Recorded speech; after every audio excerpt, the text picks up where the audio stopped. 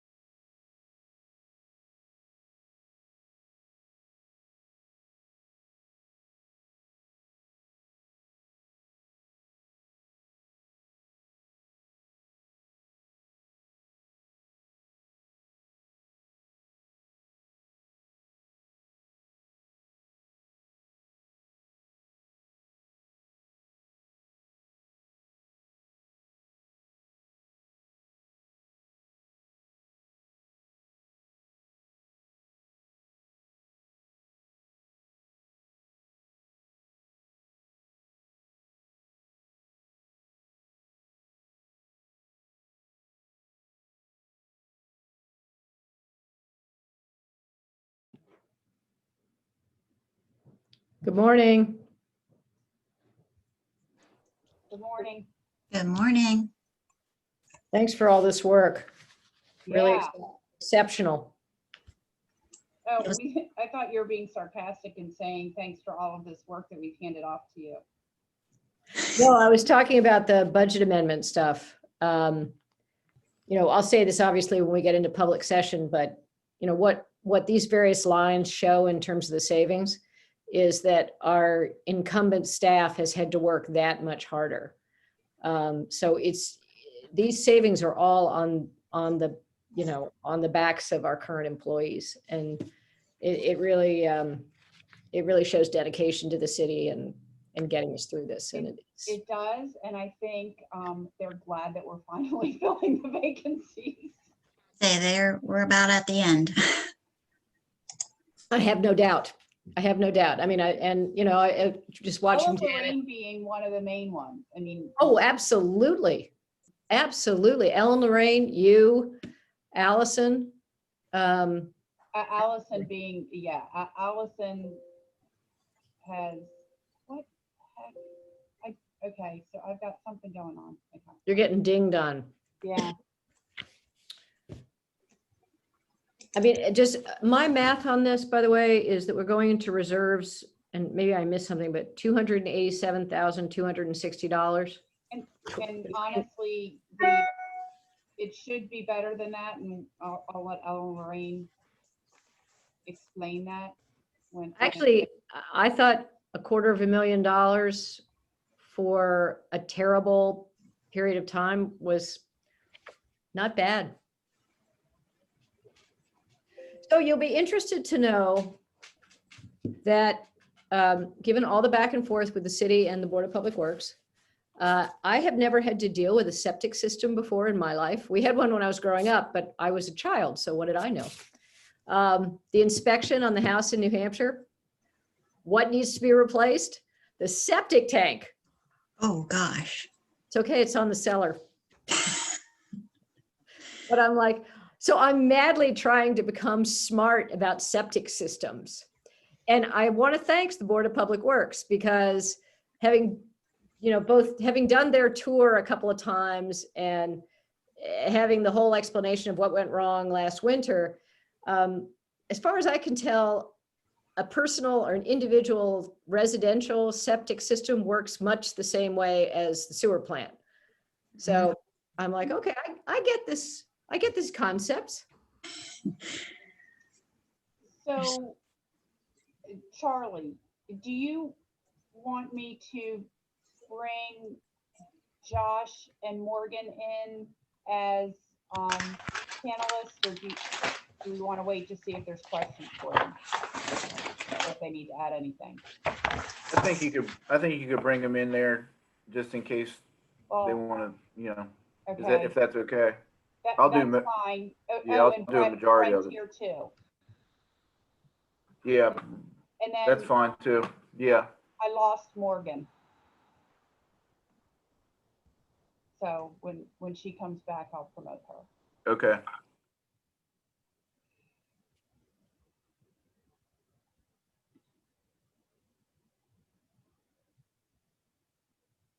So maybe when we get the meeting started, maybe when you start your part of the presentation, or maybe at the outset, we can have you introduce your staff, because I'm not sure that council has met all of your staff. Okay, good idea. Morning, Charlie. Hey, Bonnie, how are you? I'm all right. Enjoying this ridiculous summer weather for late September. Yeah, it's been nice last few days. Yesterday was incredible. Good luck with your septic system. Well, yeah, I mean, the seller's problem. well, that's what we said. Now we'll see. That's what the seller says, but I'm pretty sure it's their problem. The big issue is, in order to replace it, they have to move a stain wall, and Gotcha. it's not.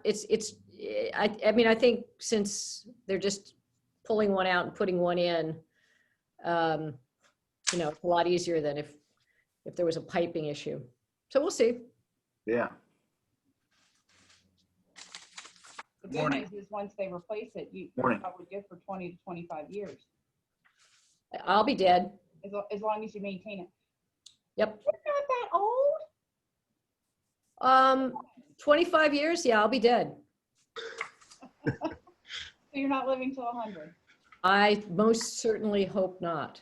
Yeah. In my family line, around 84, people begin to get a little dotty.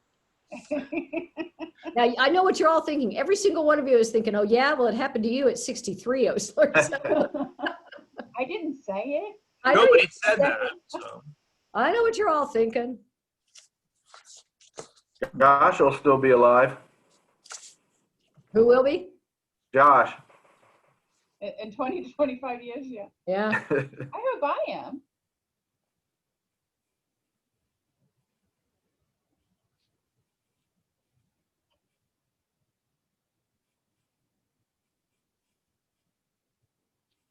So, I predict I'll be working on a project on Bay Avenue 25 years from now. What would that be? Turning it into a canal? Maybe, yeah, by that time. So Well, there have been those who live down on the beach who've talked about turning it into sort of a Venice. Exactly. That's what I was referring to. Yeah, Wow. that's right. Venice is sinking too. Yes. So, Mayor, when we do get everybody on, one of the things that I thought would be helpful, because I don't Yes. think that everybody's met Charlie's staff, if maybe Charlie could introduce his Good staff. idea. Very good idea. Thank you. Yep.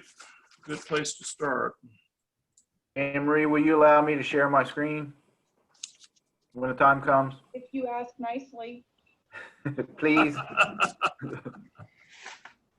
Hey. And there's Mr. Morgan. Well, let's see. We're just waiting for Tim at this point. Hopefully he'll join us momentarily. Hey, Rob, how's your foot? Oh, it's still there. Thanks. Well, they left, they didn't answer to you, you know? Tim's here, I'm promoting him. What? Tim's on, I'm promoting him. Oh, great, terrific. Rob, did you have the operation? Say again, Bonnie? Did you have the operation? Yeah, I had it a couple days ago, and I'm off my feet for 6 weeks. Was it a success? Oh, I'm sorry. Sorry, Was it a success? I have no idea, but I did count my toes. I can still do that, and I still have all 5 of them. Well, that's good. Well, that's good. Glad you have still all your toes still. Yeah. And Mayor, may I make an announcement at the outset as well? Please, go right ahead. So I'm getting ready to send an email blast. I meant to do it yesterday, but this morning, there will be aerial spraying of Phragmites. So I'm getting ready to send it now. I meant to send it yesterday, but I did get a confirmation from Chatham that it's happening today. It is happening today. Yes, I got Okay. that last night. Well, there's no wind, so that should help. Great. Um, So I'm sending that now. okay, great. Okay. All right, well, it is, looks to me like it's 9:02 and looks like we're all here. So I think we can go ahead and get this meeting started. And thank you all for being here. And this is a meeting of the Mayor and City Council, primarily to discuss capital projects and some possible budget amendments. I believe that in addition, since we're going to be talking about streets first, the plan is that Press and Darren would join us so that the BPW would be in the same loop that we are in terms of street projects. But before we get, and they're not here yet, but we won't wait for them. But before we get started, Charlie has a couple of new members of his team, or perhaps members that not everybody has met. I don't think Andrew and Tim have met all the GMB staff. So Charlie, you want to go ahead and introduce everybody first? Certainly, Mayor, thank you. I've got several people with me today. Morgan Helfrich is GMB's lead architect and the head of our architectural department, and she's been assisting the city on a number of architectural projects through the years. The one that we'll be discussing today is the Rollins Room restroom addition. So she'll assist me with that. I have Brent Jett, who is helping me with the street inventory and maintenance schedule update project, along with several other projects in Lewis. But the one we'll be talking about today is the street inventory schedule project. And then Josh Elliott is on the line as well. We think maybe his mic might not be working, but he's helping on a number of street projects. He's the lead engineer on Phase 24 Street Improvements Project, which is under construction right now, and then assisting on a couple board projects as well. So anyway, just wanted to have those guys on board in case there are questions that maybe I can't answer, and they're heavily involved, they can answer them too. Okay, great, thank you. So, and I think for all of you, Andrew Williams and Tim Ritzer are the two members of council who joined us in August after the election in July. So welcome to everybody, and hopefully we can make a lot of progress here today. So the first topic is really the topic of streets and of the street project. I know, Charlie, you're working on an update of the overall street inventory, which I don't think is absolutely complete yet, so we're probably not there, but could you talk, let's go directly to your presentation and Okay. talk through what you have been working on, okay? Sure thing. Thank you.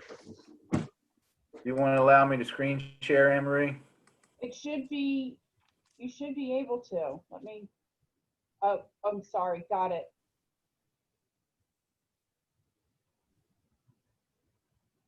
Do we have the same documentation in our agenda? He provided an updated one Okay. yesterday that I can upload. I can actually After the do that meeting, on okay. computer. Yeah, let me, with regard to that, let me send you a new one, Emery, because I was looking at it this morning and made a couple revisions. Okay, So, okay, yeah, when you send that, I'll upload it to the agenda so people okay. can get it. So, so this is where Brent and I can talk about what we're working on. And Mayor, you mentioned it, the street inventory and maintenance schedule and prioritization project. Just a little background: for 25 years now, the city's had a maintenance schedule that we developed. And what it does, it lists every single city maintained street. In prior years, it also had a lot of other data: the width, the length, when the last rehabilitation had been completed, the last maintenance project, what that was, what the projected rehabilitation should be, when it should be done, a cost estimate, whether there were any ADA ramps that needed to be addressed. But we're updating that now because it hadn't been updated probably for 7 or 8 years. So we're doing that right now. We took a little bit of a different path. Rather than having eyes on the ground and eyes, Brent and I going out and walking all 18 miles of city maintained streets, and making a determination, we subconsulted with a company called IMS, and they have a van. You might have noticed it in the spring, late spring. It looks like the one in the bottom right-hand corner. It's got at least 7 cameras on it that do a complete analysis of every single street in terms of its condition, the cracking, the roughness, the grade of it, the slope of the street, the condition of the crown. A whole host of data is collected via their cameras and their electronic data collection system. So when they did that in the spring, and I believe they finished in mid-June, once they collect all that data, they got to take it back to their office and run a quality control on all of it. And that's what they've been doing for the last couple months. Brent and I are scheduled to have a telephone call with them, or a Zoom meeting with them on Monday, to go over their final data after it's been analyzed by their engineers. Charlie, I have a question on that. Is that all manual? Is there artificial intelligence involved in that? Yes. I think that, I guess I would call the van artificial intelligence because it's laser cameras and laser data collection tools that they have on the van. But the actual analysis of what they acquire is done manually? I'm guessing yes. I don't 100% know their quality control procedure in terms of the data. What they'll do typically is they'll run all the radar with the van and go through town, and then kind of QC check it with Google Street Maps to make sure that they've got the right area and the right finish of the street, and then go through to make sure that the radar didn't pick up something that says that there's 82 inches of pavement in there, and call through the data that way and make sure, and that's manual. But as far as the grading is concerned, it is an AI product that they've created to go through to grade the streets. Okay. So the QC is personal, and the grading is AI, which actually takes all the human element out of it. So a bad street is a bad street. Okay. Thank you. So to further that, what they'll create is a GIS compatible spreadsheet that we'll receive probably early next month. And then Brent and I will need to coordinate with the city on exactly how what the parameters are for establishing the prioritization schedule. Like there's different ways based on their spreadsheet. We'll be able to do it in a number of ways. For example, we could do worst streets first based on their pavement condition analysis, or we could do best streets first, which is pretty much how we've been doing it over the last 25 years, in combination with, over the last 25 years, you know, city annual budgets for street rehabilitation. So we try to set up an annual schedule that meets the city's projected budget amounts. And we can do that with this new spreadsheet too. So that's what they'll be creating. That'll be the product that they put together. And then Brent and I'll need to get with the city and sort of work our way through that on exactly how we want to set that up for going into 2021 and the next 5 to 10 to 15 years in terms of a schedule. In addition to that, GMB did a GIS-based sidewalk survey of all the sidewalks on all the streets, including the ADA ramps at the corners and the crosswalks. And we identified via our GIS-based map system where we had problems with sidewalks, curbs, ADA ramps, so that work can be incorporated into not only the actual street project when we get to that street, but it may, although Brent and I don't think it will, it may influence the prioritization. What we found were relatively in terms of 18 miles of street, minor sidewalk, curb and gutter, ADA ramp issues that probably the streets are going to override any real important sidewalk or ramp issue, curb issue. So we'll need to integrate that into the spreadsheet as well and make sure we have all that data so that when we address those streets, we're addressing all those issues we found on sidewalk, curbs, and ramps.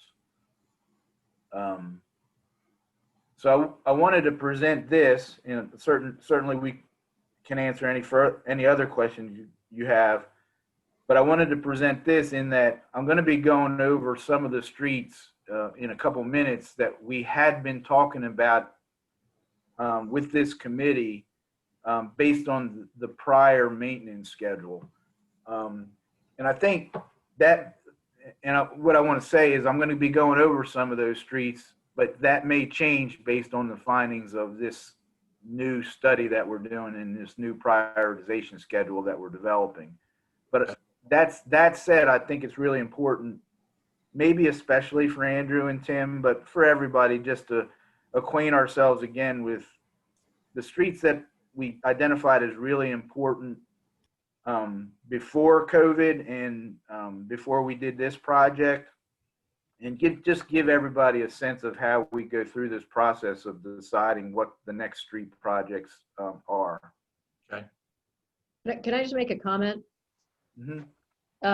I think this is really a great initiative in the sense that, first of all, obviously the old schedule was out of date.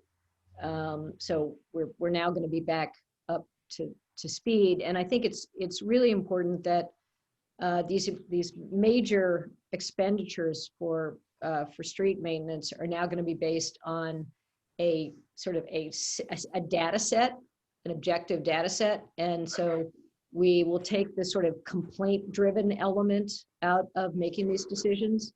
We'll now be sort of looking at what streets actually need it, as opposed to, people who are advocating for a given street to be prioritized. So I think that's really important, and thanks to GMB and its sub for doing this work. Mayor, may I make a comment or two? Sure, but Rob.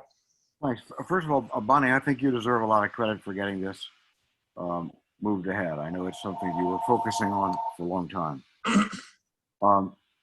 Then I got a couple of questions, Charlie. You may be planning to address them. One is, I thought I heard you say that in the past we've addressed best streets first. I may have misheard that. It didn't seem to make a lot of sense, but that we're going to be addressing worse streets first from now on. And No, when we first established the street maintenance schedule, circa 1996 or 97, we did take a best streets first approach. And the idea was that you would address the best streets so that they don't fall into such disrepair that you need to spend a boatload of money with a complete rehabilitation. got it. And that's generally how we did it. I think Bonnie makes a good point. Through the years, there's been other projects that have come to the forefront for various reasons, whether it's complaints or just streets that were in complete disrepair that we just absolutely had to address. But generally, we tried to do a best first approach so that good streets didn't fall into disrepair and need to be more expensively rehabilitated. Now, when we get all the data in from IMS, and Brent and I've had a chance to digest it all and are prepared to meet with the city, we can set our prioritization schedule up pretty much any way we all decide to do it, whether it's best streets first, worst streets first, based on an annual budget amount, lowest cost to highest cost, however we decide to do it. So we'll need to meet with the city and decide, what our approach needs to be.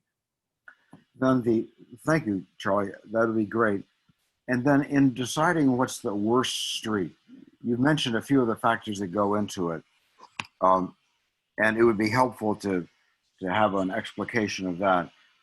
But I wonder also, do you take into account the traffic load on a particular street in determining its priority?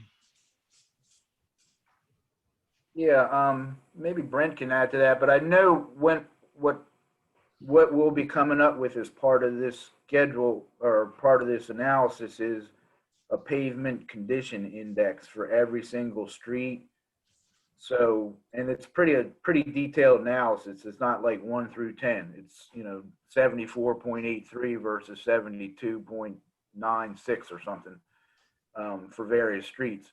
So we'll have a pavement condition index that'll help us prioritize. Brent, do you remember when we were talking to IMS about the traffic? And that is an issue because we want to spend the money where we probably address the largest number of users. So I believe they have, I think we gave them two different classifications of streets. And it was basically residential and commercial. So the commercial street is going to see a lot more traffic than a residential street with, in a neighborhood with 12 homes on it. And they're just going to and from work or to and from school each day. That does play into it, and that plays into the life cycle expectancy projection of the street condition as it is. But as far as the rating, it is a point in time rating right now. When we get into the playing with a yearly or annual cycle of doing things, we can do it several different ways. We can do the 5 worst streets. We can do an annual budget that'll work. Each year it'll pick the worst streets that'll fit that price. And we gave them a cost index for the streets to do. So all this is built into it. We can do, 2 commercial, 2 residential. We can kind of pick and choose, but there's several different ways we can run through. But to very pointedly answer your question, yes, it does take into account different traffic conditions. Thank you. Charlie, I would make one additional comment to what's been said already by Bonnie and Rob, and thank you. This is an excellent way to look at things. First of all, we're now making sure that we're taking a look at the entire street, meaning sidewalk and the entire back of sidewalk to back of sidewalk on this thing. But the other thing is your last bullet point, and that is that the street maintenance schedule also needs to be coordinated with BPW capital and utility projects, because that's going to have an influence on what gets rated best or worst. as well. If the board is going to be tearing up a street because of a utility situation, that is something that we would need to factor into our consideration as well. Yes, thank you, Mayor, for bringing that up. That is definitely something that GMB will be doing once we get the street data in and we're comfortable with where we are with that information. We'll definitely be coordinating with Darren and the Board of Public Works on what their priorities are for utility projects too. Hey, this is Tim speaking. I'd like to suggest that we also make some effort to reach out to Chesapeake as the designated franchisee provider of service for gas. I think that we need to keep them in the loop when we are doing these kinds of improvements. Correct. Yes, very, very good point, Tim. Thank you. Yeah. See, we did invite them to attend this meeting. I don't see them here this morning. Thank you. The other thing, go ahead, Tim. I just have a real quick question. I think it's a quick one. Has it been determined when a project is, I speak about street projects, of course, when a project is considered a maintenance versus a reconstruction? Is there a dollar figure associated with what triggers, one classification versus the other? Not so much a dollar figure as the actual technique that GMB proposes on any particular street. In years past, we've incorporated different techniques, including crack sealing and seal coating, microsurfacing we call it, and those are maintenance techniques. Right. Generally, I like to think, and I even call overlays and mill and overlays, I call those maintenance. This is just me, Tim. When I'm talking about a rehabilitation, I'm talking about when a street's in such disrepair, we got to rebuild the stone base. So we have to excavate out, 12 or 14 or 15 inches to get a whole new street section in there. Okay. But maybe that question is better answered by either Ellen Lorraine, Anne Marie, or maybe even Andrew Williams. Not to put you on the hot seat, Andrew. But is that something that we need to consider going forward? Well, so from our perspective, I think we consider it all street maintenance. All of it comes under street maintenance, and depending on the condition of the street, as Charlie said, that whether or not it's degraded to the point that the stone base, or how it was initially constructed. In some cases, we have a number of streets that were constructed years back before we had the current standards. From the capital project standpoint, we consider it all part of the street maintenance program. But with each street, as it's determined what type of maintenance it needs, it could need anything from crack sealing to mill and overlay to full reconstruction, and that's going to vary depending on the street. But we consider it all part of the street maintenance program. Okay, and one last question about this particular issue.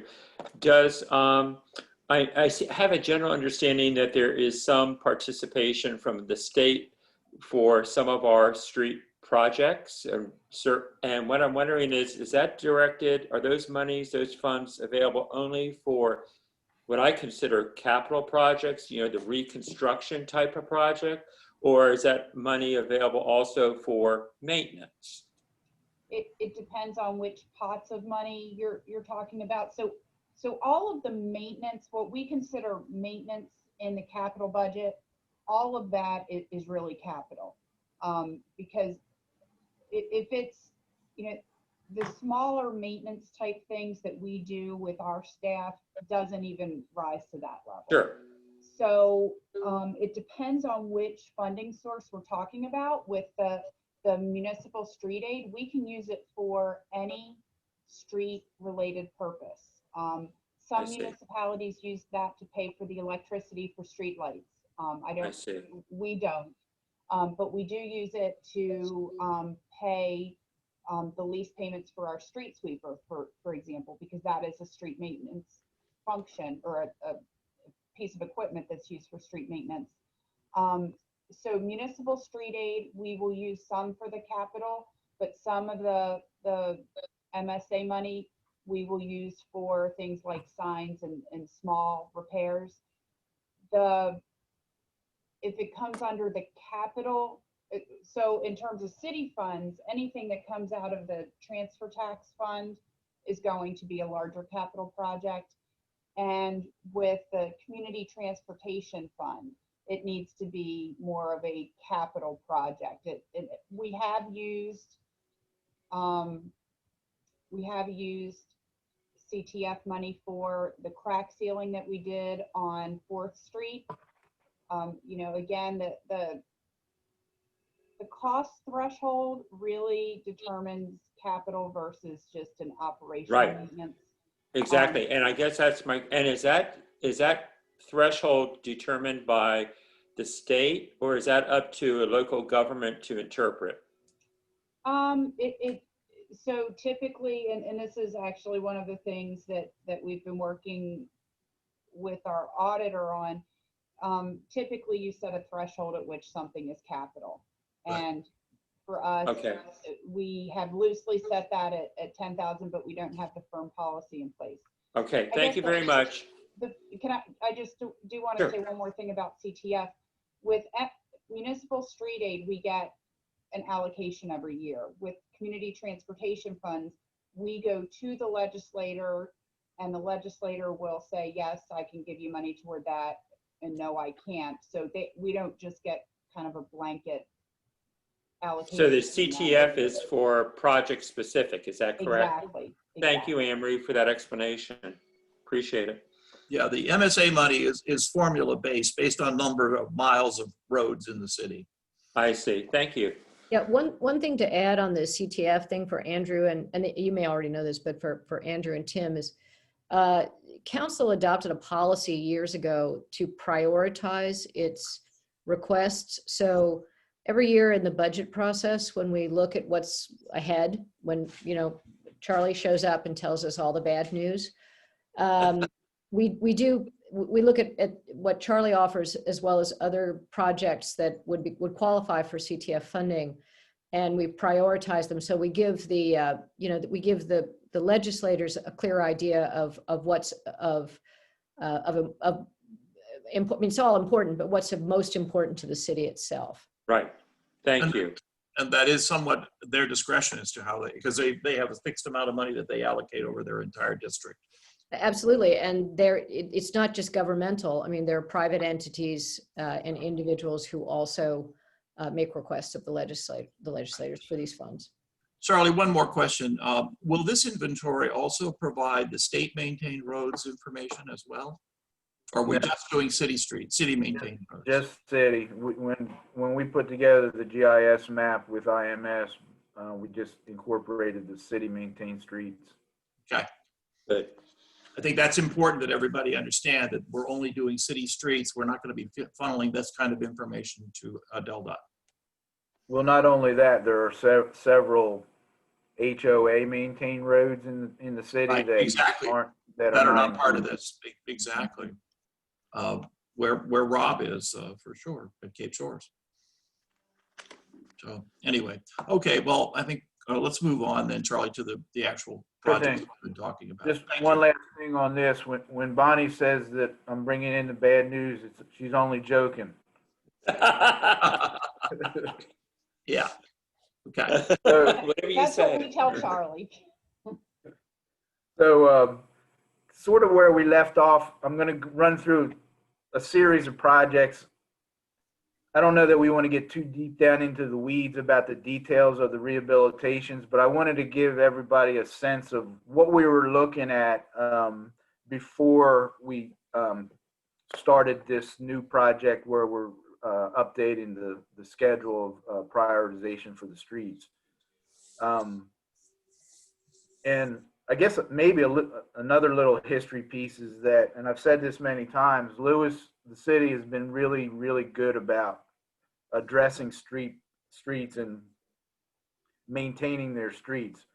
Yes, not every street is in perfect condition, but I think if you go around and look at other towns in the state, that Lewis is definitely in the higher percentile in terms of how they address their streets. And I appreciate that as your engineer.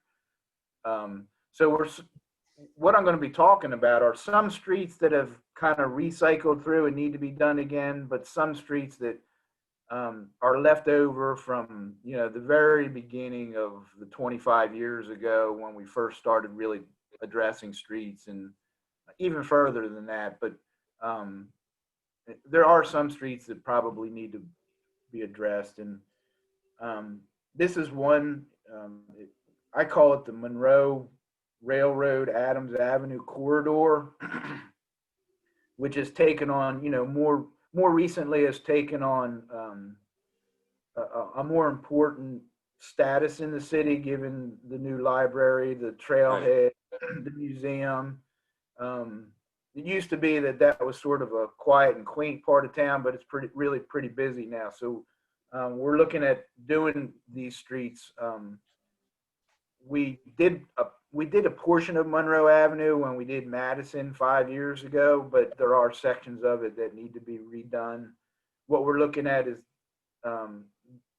what we've been looking at, and we'll need to decide after we make our way through the new street schedule, is the Kings Highway to Railroad Avenue section, and it would require a complete rebuild.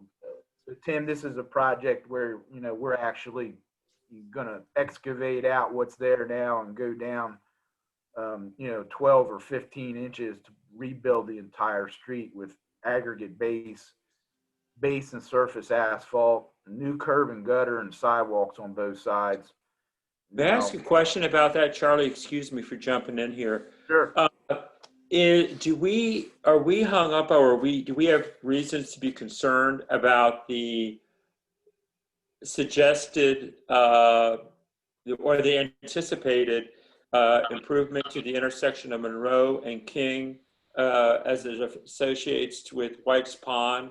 Do we expect that to be impactful to your engineering? Yeah, so I've only included in this presentation the Kings Highway to Railroad Avenue section. Right. We actually, as part of that Madison Avenue project, we had addressed Monroe Avenue from Railroad to, at that time, it was just beyond the railroad, but now it's the bike trail. Right. And then the trailhead came in after that, and they improved the entrance to the trailhead. So I'm just starting to get data in from the developer's engineer for White's Ponds Meadow. Okay. And they're at least coming back 100 feet from the center line of Freeman Highway with the improvements that they're making on Monroe Avenue. So my recommendation would be maybe, and we can talk about this, but maybe that we wait and see exactly what they do. I think what's going to be left over is maybe 100 to 150 feet of street that the city would need to address. That's something we can talk about. But for right now, I don't have it included in what I'm showing you. Okay. Thank you, Charlie. Sure thing. If you go down Monroe Avenue between Kings and Railroad, you're going to say, how's Charlie going to fit sidewalks on both sides? And it all has to do with what we've been looking at elsewhere in the city. There are some encroachments of driveways and landscaping that add into the city's right of way that I don't have the answers to those 100% today, because this is just really schematically and preliminarily discussed right now. Right. But there are some things that we're going to have to address in terms of getting sidewalk on both sides. But the important thing about the sidewalk is that we do want that accessibility down into that area of the city now. And okay. But this is just preliminary discussion at this point in time. You're not engineering anything, correct? So correct. Exactly. Okay. Definitely. And we won't be until we get the schedule completed and we all decide on what our approach is for going forward. Right. Thank you. Okay. Charlie, when we discussed the Coleman project last time, there was discussion of involvement of the neighbors on that street. Are your plans to do a similar canvassing or survey of the neighbors in that area?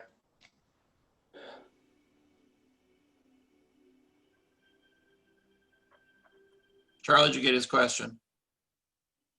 I'm sorry, Andrew, I might have gotten cut off for a second. Can you repeat that question? I was asking, well, I just had mentioned last time when we were discussing the Coleman Street project, there was discussion of involvement of the neighbors, you know, and just in getting their feedback and such. So I was just wondering if there was going to be a similar approach in this neighborhood. Oh, yeah, definitely. That's the approach the city has been taking for a long time now. GMB gets to a point where we're probably 50% through the design, and then we have a public meeting. Yeah. And we present what we've come up with, gain input, and then adjust the design accordingly. And Okay. you know, depending on the scope of the project and the streets we're talking about, sometimes we have 2 or 3 meetings with the residents. Yeah. Yeah, and we also have a question in the chat from Trina Brown Hicks asking, if sidewalks are redone, will homeowners be responsible for paying for the portion in front of their homes, or is that part of the budget? And the answer to that is, by city code, the sidewalks are responsibility of the homeowner. Although the city pays for it initially, we have worked out various payment plans with homeowners over the years. Anne Marie, do you want to add anything to that? No, I would just agree with what you said, and I think what we will do is make sure that we notify Of course. property owners ahead of the replacement, so that they're not caught off guard when they get the bill. Yeah. But I have a question about that, please. In the case if there is an existing sidewalk and it is being disrupted due to a reconstruction project, is that replacement cost assignable to the property owner, or is that just rolled into the budget item that the city will pick up, will fund? Does that make sense? I can tell you when we did Madison Ave, when we did the first section of Railroad Avenue, there was a good sidewalk, but the elevation of the street changed. So the sidewalk had to be taken out, and the homeowner did pay for the replacement sidewalk. Yeah, I can tell you that the same thing happened on DeVries Circle. And one other aspect of this is I believe that the assignment of responsibility for sidewalks is actually in the charter. It's not in the code. Right. So it's not, yeah, but I only bring that up to say that it's a state law. It's not something we can waive. Right, I'm aware of that. Right, but my question was just specific to if there was an existing sidewalk and it's in good condition. For example, let's talk about Monroe between King and Railroad. If there's an existing sidewalk there and it's in good condition, good repair, but yet it is going to be affected by this reconstruction project, do we expect the property owner to bear the cost of that replacement? Okay. Well, there isn't much sidewalk between Kings and Railroad. Except I was just using that as an example, you know, just, okay. I get your question, Tim, and normally we would expect them, the property owner, to replace the sidewalk. In the case of Coleman Avenue, which is being done right now, I believe we were able to use this existing sidewalk because the elevation didn't change. So those homeowners are not being impacted. If the elevation of the street changes, then a sidewalk has to be changed. Okay, and rather than working on all these, they're necessary details, we're looking at an overview of this, and if we're going to get through this project, I don't think we want to get that far down into the weeds right now. Okay, fine. Thank you. So what I'm showing here is just the city portion. It would have to be coordinated with the BPW and Chesapeake Utilities as well. But, you know, just right now, that's what we're talking about for that section of Monroe from Kings to Railroad. We've been talking about doing this as a corridor, as I mentioned earlier. So it would include a section of Adams Avenue from Kings Highway to approximately Railroad Avenue. We did some work at the back entrance of the parking lot to the museum. a few years ago, but we didn't take it all the way up to Kings Highway. So there's a section there that would need to be done. Really no BPW utility work that I'm aware of. And at one time we had ADA ramp improvements at Kings Highway as part of this project, but it's now being done as part of the phase 24 project. So our estimate, right now for the city portion there is 68,000. Hey, Charlie, quick question for you on the estimates in it throughout this PowerPoint. Are these carryover estimates, or are they up-to-date estimates? So I recognize that an estimate is an them, estimate, but yeah, I carried them over and I added 15% to them from last time. okay, thank you very much. To the construction cost estimate, not to the engineering fee. Right. FYI. Thank you, Charlie. So another piece of that corridor is the actual Railroad Avenue from Monroe to Adams. The mayor mentioned that we addressed from Madison to Monroe on Railroad Avenue when we did Madison Avenue 5 years ago. So this would be just the section from from Monroe to Adams. If you've been down there, it's a really odd arrangement of streets, sidewalks, and Yep.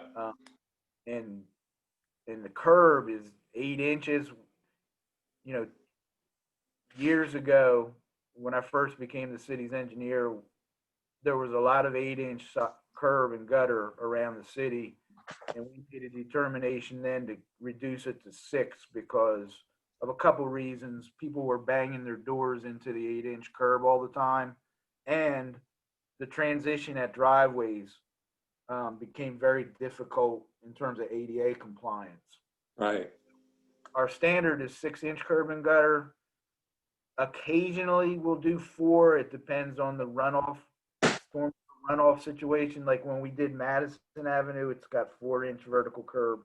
But and anyway, my point in telling you all that is that if you go down there, you've got those 8-inch curbs. You've got really strange driveway transitions on the sidewalk on the bike trail side, and then the sidewalk on the Kings Highway side is, I don't know, 10 or 12 feet off the road. It's just a strange arrangement. So we'd be looking to clean all that up. And anyway, long and short of it is that's the city portion of that, the $395,000. This is the kind of thing that we talk about is like, do we want to combine those 3 sections of road into one project for economies of scale? And of course, it depends on what your budget is and if you can afford to do that and if there's any state funding available to assist. We're not there on this corridor, but I just wanted to show you what we've been talking about. If I did the math correct, that's about an $840,000 project if you combined all 3 sections. Yeah, and that's just the city portion. There'd be some BPW portion to that. I would think there would be a BPW portion in terms of Railroad Avenue at least. Yes, Railroad is a big one for them. Yeah. Okay. Thank you. Okay. Let's move on to the next one. Yeah. So that was a big corridor that we've been looking at, and the other major corridor that we've been looking at is Pilottown Village Phase 1. When Pilottown Village was installed, it was put in 2 phases. The first phase went from Pilottown Road basically back to where Harbor Healthcare is and stopped. And then that was in the early to mid 80s, and then in the late 90s, Pilottown Village Phase 2, basically from the Harbor Healthcare all the way back, was installed. The bad thing about Phase 1 was it was at a time when there really wasn't much of a city standard in terms of the road. So those streets don't meet the city standard. Phase 2 does. So when that went in 99, they're full city standard roads.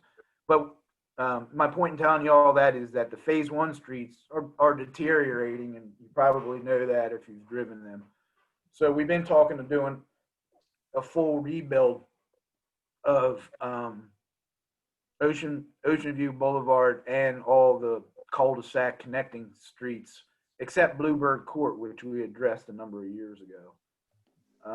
The total project from Pilottown Road to Canary Drive at Harbor Healthcare is a little over $1 million, as you can see there. It's probably a project that we can look to do in phases. Generally, probably, I would probably recommend, something like Pilottown Road to 4th Street and then 4th Street to Canary Drive and all the cul-de-sacs in those two sections as we go. I know we had talked about maybe doing the main road and then coming back and doing the cul-de-sacs. I'm sort of against that because I wouldn't want the construction traffic to be traveling over a brand new road. Right.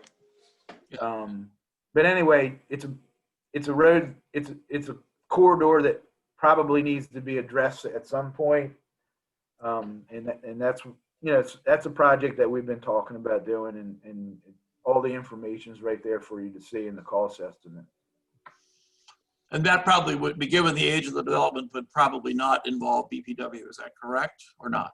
But I think a minor amount on the BPW. It's got, pretty relative in BPW terms, utility terms, relatively new sewer and water. It's PVC pipe. So the manholes,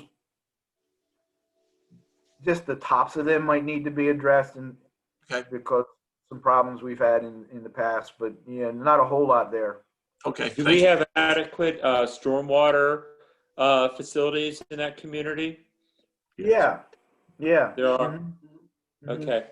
We actually had a little bit of a problem at shucks, I can't remember the one cul-de-sac, but we addressed it under the Phase 23 project, and it was just a matter of there was some paving that had deteriorated, creating bird bath ponding at an intersection. So that might be around a little bit, Tim, but that's easily addressed on the project. Okay, so the stormwater infrastructure was scaled and constructed correctly when it was originally put in? Yes. Oh, interesting. All right, thank you. Yep. So moving on, some other streets we've been talking about doing, and we'll have to fit them in if they pop up on the prioritization schedule, is Milton Avenue. That's a beachside cul-de-sac that we looked at doing a mill and overlay. When we do mill and overlays, we do get eyes on the street, and if there's certain sections that are deteriorating badly by, you can tell that by the cracking nature of the street, or if it's subsiding in any way. We'll actually make a complete patch repair of those areas, and I've got, when we looked at this last year, I had 146 square yards of patching, which is basically a rebuild of that section with new stone base and asphalt on top. But generally that street's a mill and overlay. We go in there and we mill off with milling machines 2 inches and then come back in with an asphalt overlay that matches right up to the curb line, so there's no discrepancy there with the curves. There's no bump or lip or anything like that. When we look at these streets, we go and I, again, look at the curves. Occasionally there's a section that needs to be repaired, and they can easily be repaired section by section. We're not talking about the entire curb. We're talking about one section of 20 feet on this road. And you can see those are relatively inexpensive projects. Another big project that we were talking about is Ship Carpenter Square. It's a complete rebuild. It's a beautiful development, but the road's a mess, so it would need to be rebuilt. It's got what we call roll curb, not the vertical curb. So we would look to keep that curb in place and make some minor repairs to it, but just upgrade the entire street. And is the mess that street is in is due to its substructure not being built up to current standards? Yeah, exactly. I think, Mayor, you might be able to chime in on this, but I believe that was a late 70s, early 80s development. Early as well. 80s, about 82, Right. when the first house was put up in there. Yeah. So there wasn't a good standard at that point. Right. I'll have to look at that again. Yeah, the only thing I'll say about this, about Ship Carpenter Square is obviously it's both residential and very lightly traveled. Right. So, Yeah. This Yeah. is where the evaluation of street traffic becomes very important in prioritization. Okay. Couple other streets that we've been looking at.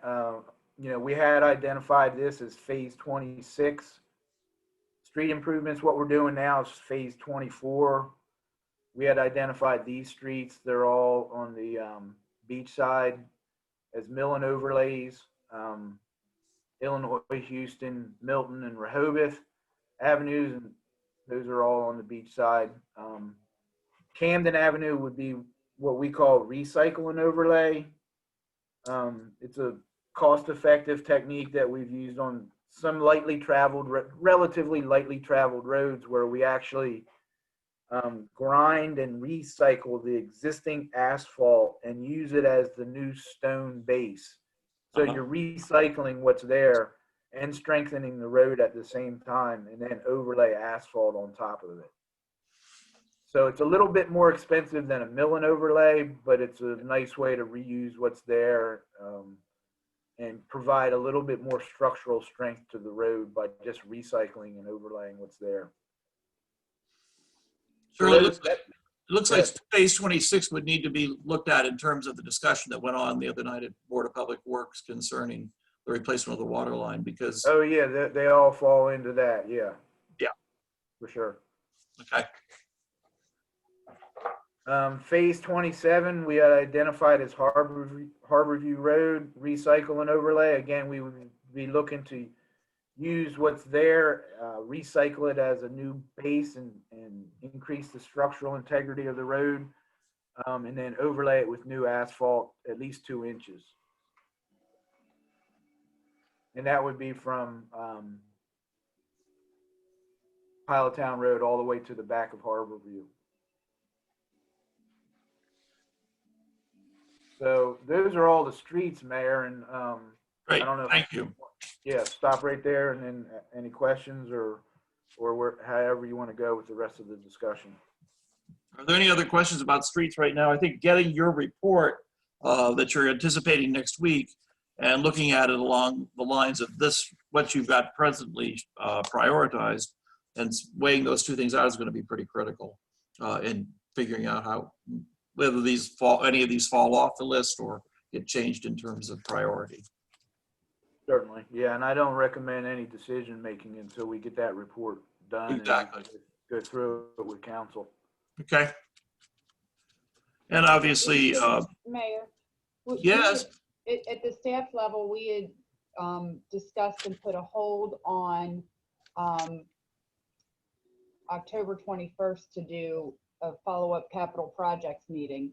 So that might be an opportunity to review that and to then be able to set the, the expectations for where we go in the next. Okay. Well, October 21st is a Wednesday. You want to go ahead? Does everyone have their calendar, access to their calendar? Can we commit to it? A Wednesday morning conversation at 9 o'clock on the 21st? Charlie, is that achievable for you?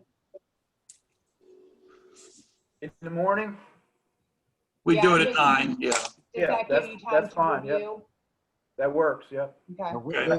I mean, I think we'll be in a little better place. I can't say that we'll be completely ready to present it, but I'll know a lot more over the next couple of weeks, especially after Monday's call with IMS. Okay. If we need to push it out because you don't have enough information, we can do that. But let's go ahead and tentatively schedule that pending what you get next week. Okay. You say October 21st, Ted? Yeah, it's 9 o'clock. Thanks.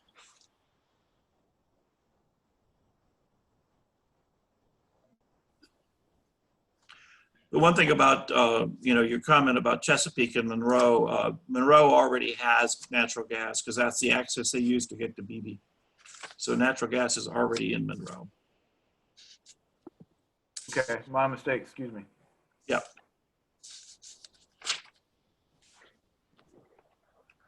Okay. I know that Press and Darren are on, if they want to, if there are any comments from BPW in reference to the streets before we move on to the next item, I'd invite their comments at this point. I think Tom Owen might be on as well from the board.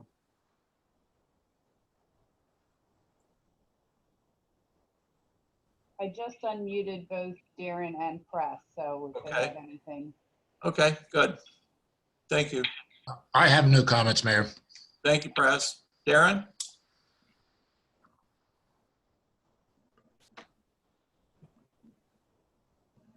Darren, do you have anything you want to add? If not, we'll move on. Okay, hearing none from Darren, let's go ahead then. Okay, this is a project that we really had a lot of coordination with M&T, the Hotel Rodney, and the city, and we went really far down the road with it. It's and actually the downtown parking committee as well, as well. And the idea was to reconfigure the parking within the existing M&T parking area to gain 10 parking spaces. Actually create 16 city spaces dedicated to the city. And I believe most of those, if not all, well, most except for one ADA space, would be all along the 3rd Street side of that parking lot for the city. Right. And the city would have a, one-stop parking meter piece of equipment there along that stretch. It would create 18 spaces for M&T, which would be accessible to the city for night and weekend use per our discussions with M&T, and then 4 dedicated Hotel Rodney spaces. And you can look through, this plan is up to date. It shows the ingress from Market Street and egress either through Market Street or 3rd Street. You can tell by the arrows. It's not a rebuild of the whole parking lot. It's just a seal coating and restriping because the parking lot's in good condition. It did require some relocation of the trash dumpster from its present locations, basically rotating it 90 degrees, and some minor improvements or revisions to the landscape islands. We took this pretty far in terms of getting proposals from Teal Construction and Jerry's. I had recommended Teal, even though they're a little bit higher, but we can certainly work with Jerry's. I've got the Teal numbers in there right now of 69,800, and then GMB's engineering fee of 11,000. So the total project was coming up to 80,800. We did have a deduct instead of using concrete curb at the landscape islands to utilize timber curb, and that was $4,400. The Jerry's bid was maybe $3,000 less than this. So it's all, we can go either way with it, but that's the general location of where the price would come in. The Mayor, you can speak to this however you want. Go ahead. Go ahead, and we're going to go into this at the Downtown Parking Committee next Friday with great detail. But this was not a full cost to the city. This was going to be a shared expense. The city was going to be bearing a portion of it in delineating the spaces and purchasing the meter, et cetera. The bank was going to deal with the seal coating and of the lot, and then the bulk of the expense of this $80,000 would have ended up falling to Hotel Rodney because the dumpsters really only serve Hotel Rodney. And that's where we ran, I think it was, that portion was about $35,000. And that's where we got that far and we stopped. Unfortunately, the owner of the Hotel Rodney was not able to participate in the conversation, nor was his legal counsel. So this project is being revitalized at this point, and we'll come back to discuss it. And I expect to have more information by next Friday. that we can discuss at the Downtown Parking Committee. But it was not, that 80,800 would not be a full city expense. Is the Hotel Rodney going to be able to attend? Do you know the? They've been downtown- invited.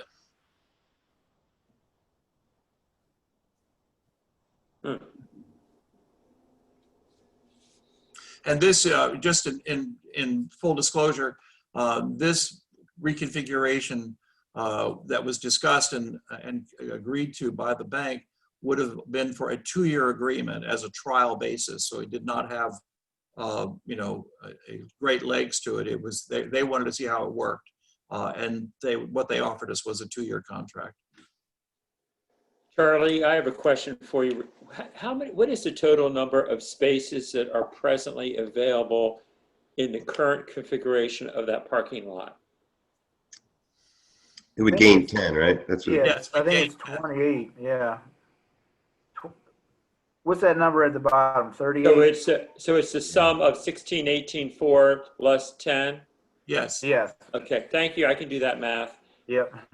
I want to make sure. So we're just gaining 10 spaces. Okay. Yeah. And Thank what you see there is, what Charlie had to deal with is that canopy for the drive-up window for the bank. And you can see where that shaded area, that hatch-marked area in the drive-through lane, that's also a bank drive-through area. So you would have to continue to leave that operational. So it did have an impact. We shifted that. Those would be bank parking spaces, anticipating that bank employees would park there and they wouldn't be coming in and out during the day. They would be pretty much stationary throughout normal business hours of the bank. Right. Thank you. Yeah, I think Yeah, one of the things, just to complete the discussion, is there was also a lengthy analysis that Charlie did at the request of members of the Downtown Parking Committee to try to figure out what would happen if 3rd Street in that section was made one way to yield some more parking spaces, and ultimately that it proved untenable, but Right. it was examined. Right. Yeah, there also was the examination of, to finish what you suggested, so everybody's on the same page, was the idea of merging this lot with the city lot, which is next door. And there's a grade differential between the city lot and the bank lot, which gets worse as you get deeper into the lot. At 3rd Street, it is basically flush, but by the time you get up against the buildings, it's a good 8 to 10 inches. So there was going to be considerable grading required if we tried to merge the two lots, which would have necessitated extensive repaving. Yeah, it really affected the cost of the project when we were looking at that. Yeah. Okay. So this is a to be continued discussion, I think. Okay. Thank you. So pre-COVID, we had gone pretty far down the road with the tennis, pickleball, basketball court improvements on the existing footprint. We had developed several concept plans for adding on to the existing footprint to try to gain additional court space. But at the end of the day, it ended up pretty much being that, well, not pretty much, we're going to utilize the same footprint that's there now. And I know at the Parks and Recreation Commission meeting the other night, they've got a committee set up that's going to look into the pickleball needs of the community and try to come up with some other ideas. So we are moving forward now into finalizing the design of this and putting together bid documents for hopefully a spring upgrade to the whole tennis, pickleball, basketball court area. No matter how we stripe it with tennis courts or pickleball courts, however that arrangement comes out to be, there are a number of items that need to be done. We're actually putting down mesh fabric and overlaying the existing asphalt courts, both the basketball court and the tennis courts. We would need to color code them where the courts will ultimately be located.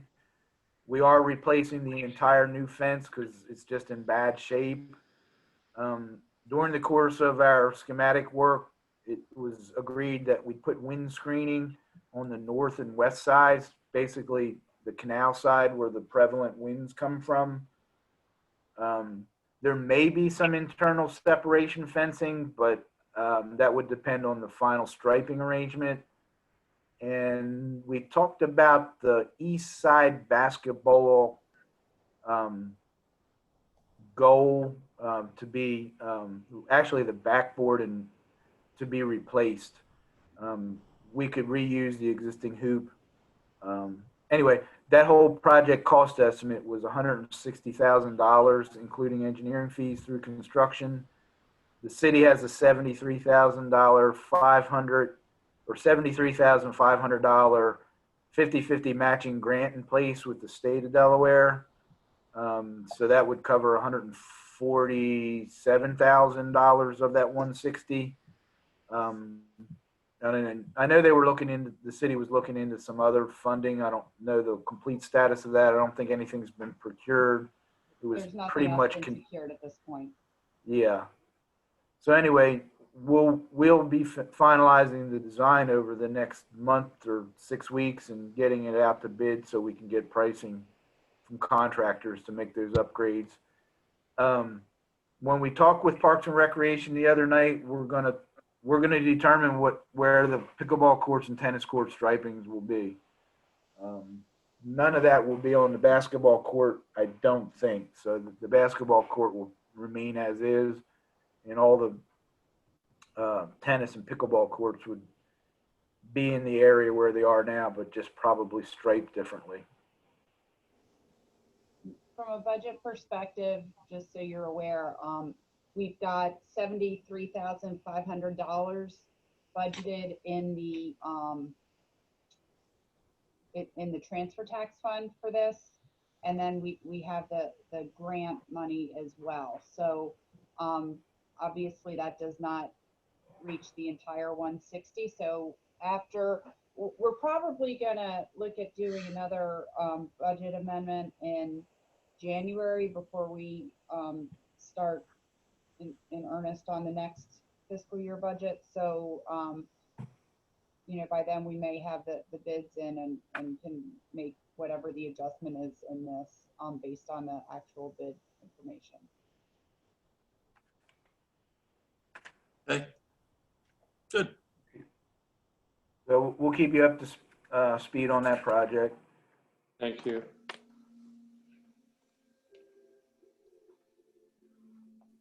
The next project I want to talk about is the Rollins Room restroom additions.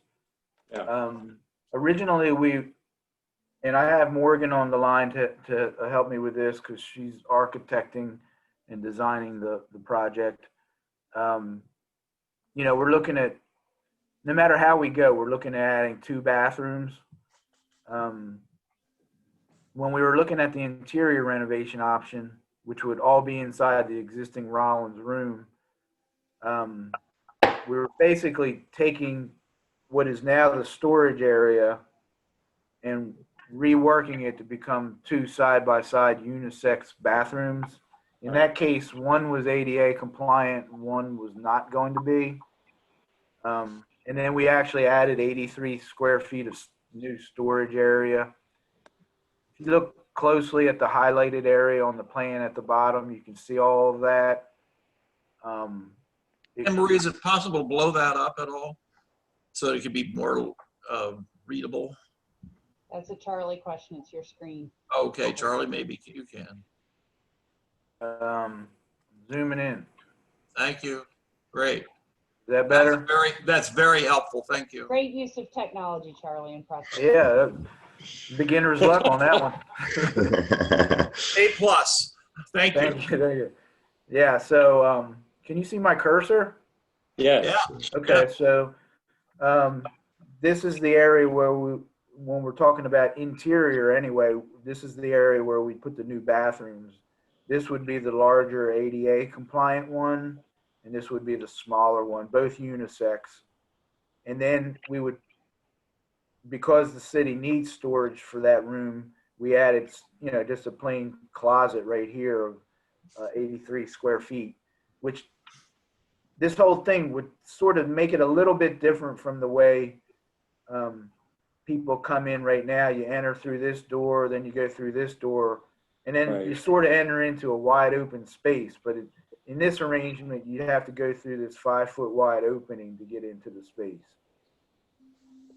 Did you do any analysis as to what that would do to the seating capacity, Charlie or Morgan? Obviously, it's going to reduce the seating capacity by somewhat. We did not, for a code standpoint, they could take your seating layout, however you decide to set up those chairs. I don't believe you were actually setting up any chairs in that area of the new storage closet currently, so I don't believe it would impact it. However, obviously, the storage room was where, or is currently right now, where those bathrooms were going to be placed. So that 83 square feet is the only impact into your seating layout. Okay. That's this area. Yeah, I think we have had seating that's popped up in there. I think we ordered. I think we ordered 100 chairs. Well, those upholstered chairs, and then we have 40 or so folding chairs. So I think in large meetings we have used that area for some seating. But anyway. Yeah, we also remember these rooms are also this room rather is also intended for the use of Lewis nonprofits. So we'd have to give some thought to how this would affect its usefulness there. Right. So one thing I need to mention about this alternative is that this isn't too bad, the actual spaces created inside the Rollins room, but to provide the electric, sewer, and water, it's tricky because you're going through the existing reading room, the existing electric room, the existing staff room, and there would be quite a bit of disturbance in there that maybe we don't want to go this route. So I'm going to show you an alternative that we're just getting started on. Yeah, the space where in the center where you have the largest run of the sewer line, Charlie, right there. That's the former Delaware room, which is a fully outfitted cherry paneled room with flooring and hardwood flooring and things like that. So all of that would be disrupted if you did this interior fit. Is it possible that you could run the sewer line to the south that is towards the parking lot? Well, that's the next iteration. So basically, it would be all the disruption in the building would be in space that is rented to the Historic Society. Right. All right. So Charlie, you want to go on with your other alternative? I do want to mention also that with the fall of the sewer connection, we already have backups in the restrooms and challenges with the sewer connection. So it takes a less than ideal situation and adds complication to it. Yeah, the sewer line enters the building up by the main entrance to the museum. Right. And by the time it gets back to that area, it's got almost no fall to it. So Anne Marie's absolutely correct. I assume that there would have been a new sewer line put into these bathrooms. Is that not what Charlie has proposed? No, this drawing proposes leaving it, using the existing sewer line and adding to it. Oh, okay. I didn't realize that. I thought it was going to be a separate one. Okay, but he's got another drawing which he'll show you. And by the way, before we move on, have we asked for any kind of design work to be done for actually retrofitting the Rollins room for its use as a meeting room? I know we've had problems with acoustics. We have problems with sunlight in the room, blinding people because of the west-facing windows. We're not addressing any of that in this. Not in this budget, no. Not with this project. Those things can be addressed. The main issue with the sunlight is on those windows that face the courtyard, and I think we are going to be getting estimates to get shades. That does not rise to the level of a capital project. And then we also have a estimate for installing video streaming equipment similar to what we have in City Hall. But again, that does not rise to the level of a capital project. All right, Charlie, let's go ahead with the next drawing. And So blow our it other up. option that we're looking at is actually, Can you blow it up as well? yeah, let me see. This was not included in our packet so far, right? Is this Yeah, done? this is relatively new. Thank you. It's in the packet, though. Oh, Yeah, this is new as of today. Yeah, I wasn't in my. This is based off of a meeting yesterday. Okay, Yeah. but I got it.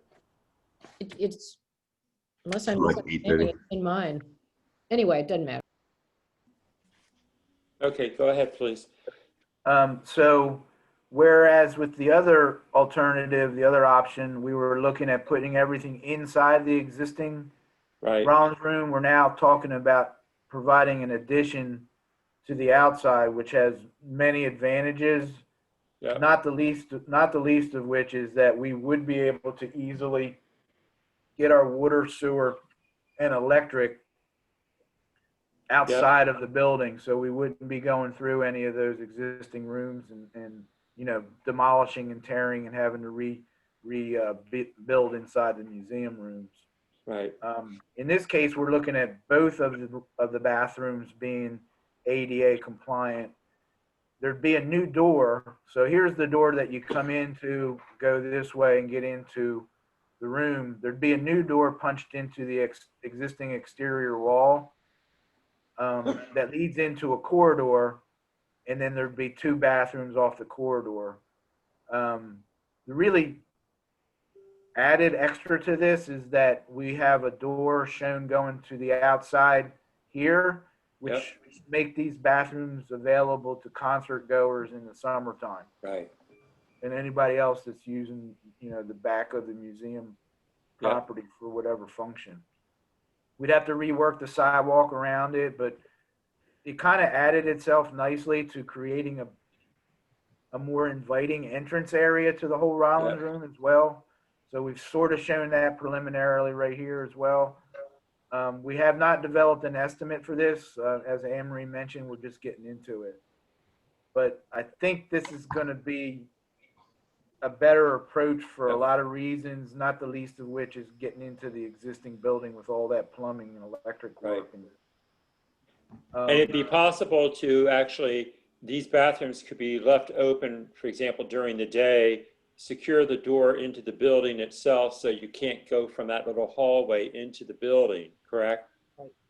Yeah, I'm not sure you'd want to do that. You've got a trailhead less than a block away. You've got the public library across the street, or across the railroad track, or the trailhead.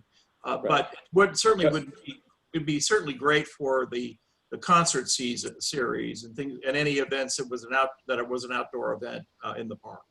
Right. Yeah, and I'm thinking, of course, that park there receives a fair amount of traffic, and it would be helpful to have, you know, a bathroom facility close to the park. Yeah, Right. I get it. One of the things, you know,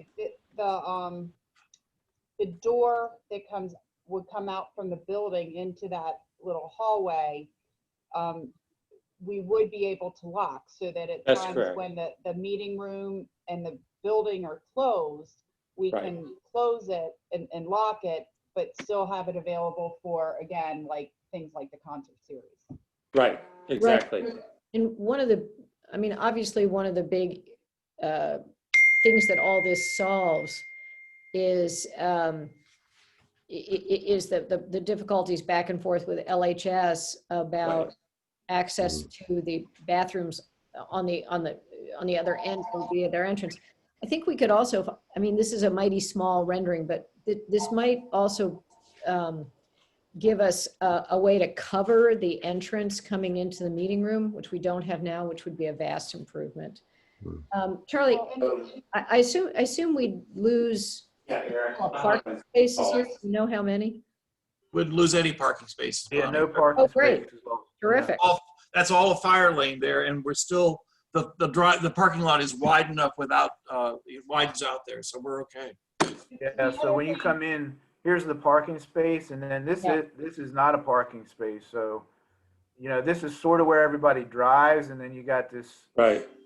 we'd have to run it by the state fire marshal, but you've got this sort of unused space for most of that length. Right. So this has a lot of functional, I mean, obviously, we don't know what it costs, but it's got a lot of functional aspects that are attractive. Plus, we wouldn't lose the use of the meeting room. Right. Plus you also wouldn't be disrupting existing finished space, which are all Yeah. high-end finishes, Right. which would, Yeah. and the restoration of that former Delaware room could be very expensive. Yeah. Yeah, this looks like a good solution, like Bonnie said, given as long as costs aren't astronomical, it's a very elegant solution. The other thing is that kind of utilitarian looking door, where, you know, that's really there as an emergency exit, we would look to replace with a door so that we could really kind of not be, we could have that room in use when LHS is not there. They can secure Right. their side of the building. We could secure that, and therefore, you know, we'd have a real entrance there. So I think Right. Yeah, with- I mean, you've got all that signage on the blank wall right next to the door Right. now, but it's a very, you know, it's a fire escape door. Putting a storefront door there that would be more inviting would be very smart. And we could put the city logo on the door and make it feel like it's a sense of arrival with some kind of a canopy or something, as Bonnie was suggesting. And you know, one of the questions that I've always had about that door that we presently use is if that is ADA compliant for Yeah. anyone in a, for example, in a chair who would need to get into the, want to come to a public meeting. If that door is wide enough to accommodate someone in a wheelchair to get into the little hallway to then get into the room. It's a 3.0 door, Tim. This door here, Yeah, yeah, it's a standard door. So, right. yeah, so I would say it is. Okay. We were actually looking to maybe, you know, it is kind of utilitarian. We might make it, you know, like a glass frontage Sure. sort of door there. Yep. You know, I will say we did talk about that interior room door that is actually swinging in the wrong direction right now of the egress Yeah. travel. That's an existing situation, but you can't swing it into the stair either, because then you're blocking the path of exit for people coming down the stair. So you're really stuck with that existing scenario. But the you know, that is a little hard to traverse. It's handicap accessible, but if you think of someone in a wheelchair trying to pull that door open, get through it, and then exit out, it's a little Right. bit, you know, Is it possible, Megan, to make that a pocket door? not to make it fire rated, because on that side of the wall, that's a fire rated stair. Okay. Right. So, and then the other thing, Ted, I wanted to let you know is, Charlie, if you can zoom in, we were not able to get the urinal to work in this because Okay. of where that dotted fire line or the fire lane starts. That's fine. And then also because of the door that we're adding from the stair into this hallway, the clearance of that actually makes that hallway required to be 5 foot wide, which was larger than we thought. So that actually lends itself now to go ahead and do the interior drinking fountain because you already have the clearance built in and you wouldn't That's have great. to weatherproof it. Yeah, Okay. you don't have to worry about weatherproofing, and I think that's a good solution. Thank you. Yeah, so to sort of expand on that for everybody, we had talked about putting urinals in the bathrooms as well, but as Morgan just mentioned, that space-wise, that didn't work. But we were able to get the drinking fountains in here. Yep. So more to come on this. We're gonna Yeah, I work like on- this one. Yeah. Okay. Good. Develop it some and put together the estimate. Terrific. Thank you. Thank you, Charlie. Thing. All right, there we go. So this is just more, I don't have a whole lot for you because GMB hasn't done a whole lot with this or anything really. I know there was a preliminary scope of work put together for renovations to the inside of the police department that I think was put together probably by the police department. And that's all summarized right here. And GMB did put some numbers to it. It was a $210,000 construction cost estimate. But I don't know how aware everybody is of this project, but it's more of a decision that the council and committee need to make as to whether to move into a design phase and really scope out the project or not to go that direction. So, without going through every single one of these items, I would just leave it at that unless somebody, Mayor or Anne Marie, you have more to say about it. Well, so, and I can also unmute the chief, because he is on the call, but the initial kind of spec and numbers came from EDIS when they were here doing the city hall renovations. Okay. So it wasn't, there was some definitely some expertise behind it, but again, we did not do any architectural stuff. So I think you're right that really we need to look at the architectural side of things before we jump into a capital project. Where did the estimates come from, Anne Marie? EDIS. They're the ones who renovated the interior of City Hall. Okay. And I think those are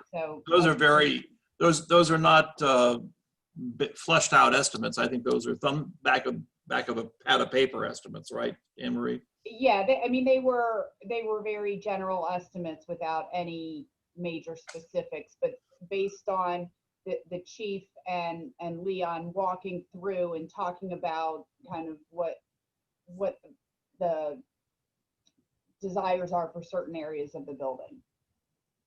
That was a question I had. Is there been is there a ranking that we're seeing here, or can the chief provide one of, the ones that have greatest need to the least current need?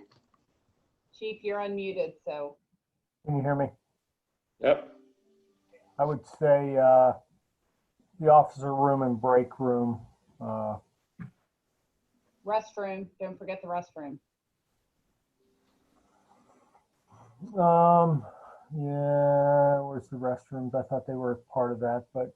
Well, I mean, the restroom on the main floor, I get a lot of complaints about.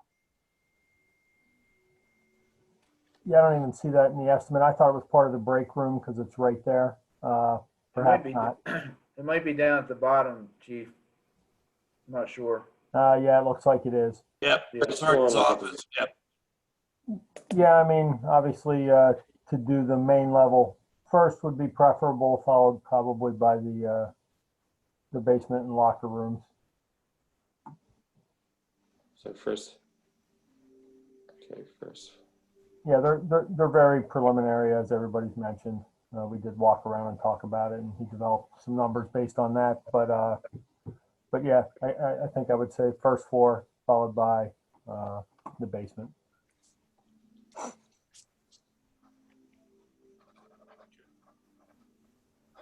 Okay. Thank you. Okay. Any other questions about this? Obviously, this is very preliminary. Okay, Charlie, what else you got for us this morning? The last thing is just that we've been working on replacing the lighting at the beach parking lot number 1 and number 2 to provide something that's more resistant to the environment that those lights sit in right now. If you go to a lot of the boardwalks and other places along coastal Delaware, they use this, what we call stresscrete poles that are like a fiberglass concrete pole that's very good at weathering, the salt water and high wind environment and the wet environment that you run into, especially on Beach 1 and Beach 2. That said, those poles have a particular base, and they only get so small because there's a little bit more structural integrity to them. And we could not utilize the existing sonotube foundation bases that are out there. So there were two ways to go about addressing it. We could replace them in full, or we could actually add on to the existing ones. We've looked at both ways and put together the cost estimates. There's not a whole lot of difference relatively between the two. 270 for adding to 300 for brand new. We're talking about 20 poles across both lots. There's a couple bases that would need to be replaced anyway because they're damaged. You know, we haven't worked through the entire preliminary design. I think I need to get with Anne Marie and you guys just to figure out what our next step is based on these estimates, because they're certainly higher than where we started probably with the preliminary estimates 2 years ago. Yeah. I mean, I guess my question is how, I get that one of them's damaged and that's, you know, in a different category, but how much more, if any, life can we get out of the current lights?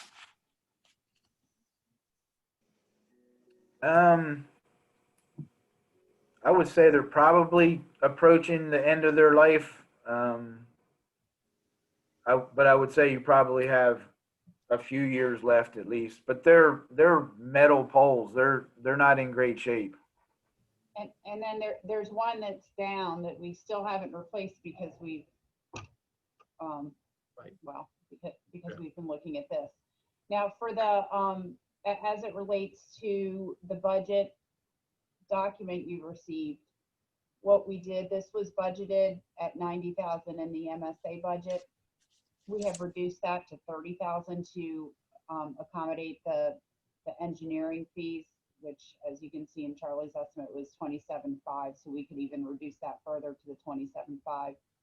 But the idea is that we would look to finish the design work this fiscal year and look to do the installation next fiscal year. This is something that I've talked to Darren about. Typically they pay for the poles themselves. So this is something where we would look to share the cost with DPW.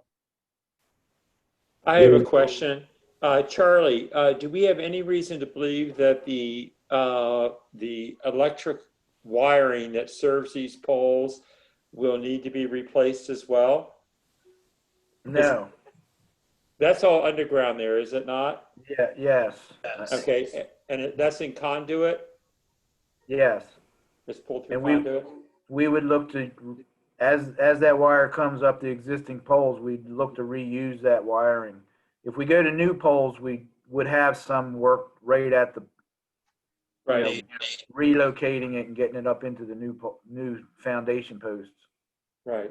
And the lighting, the fixtures that are there now, those are LED, is that correct? I didn't think they were, no. I think they're. They were not changed over. Okay. Yeah, so we're looking at LED, yeah. Okay.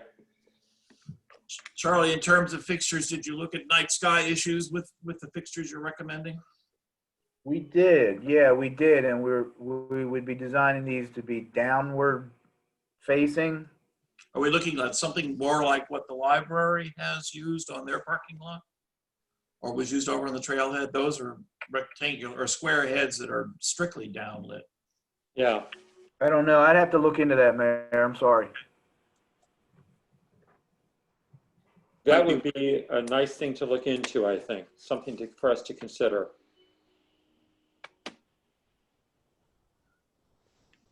Yeah, I'll find out about that. Okay, good, thanks. Yep.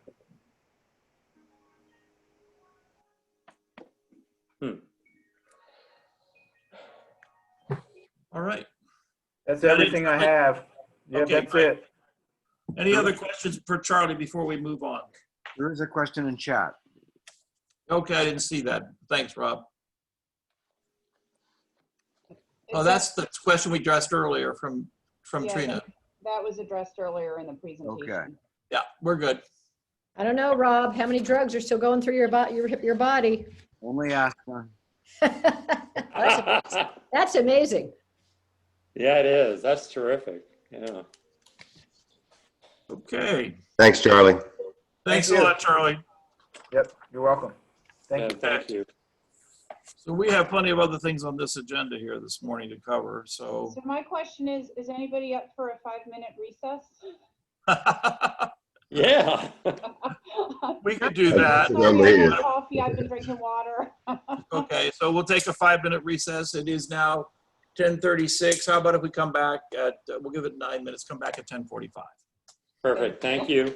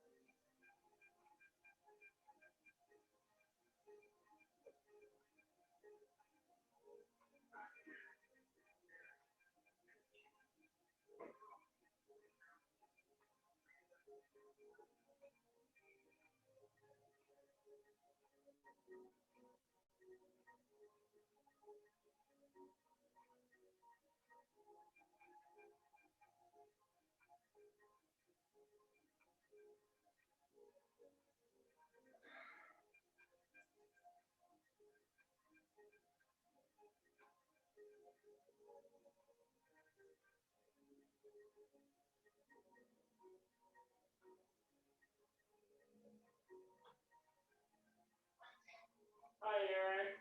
We have a break, so I thought I'd call you. What's up?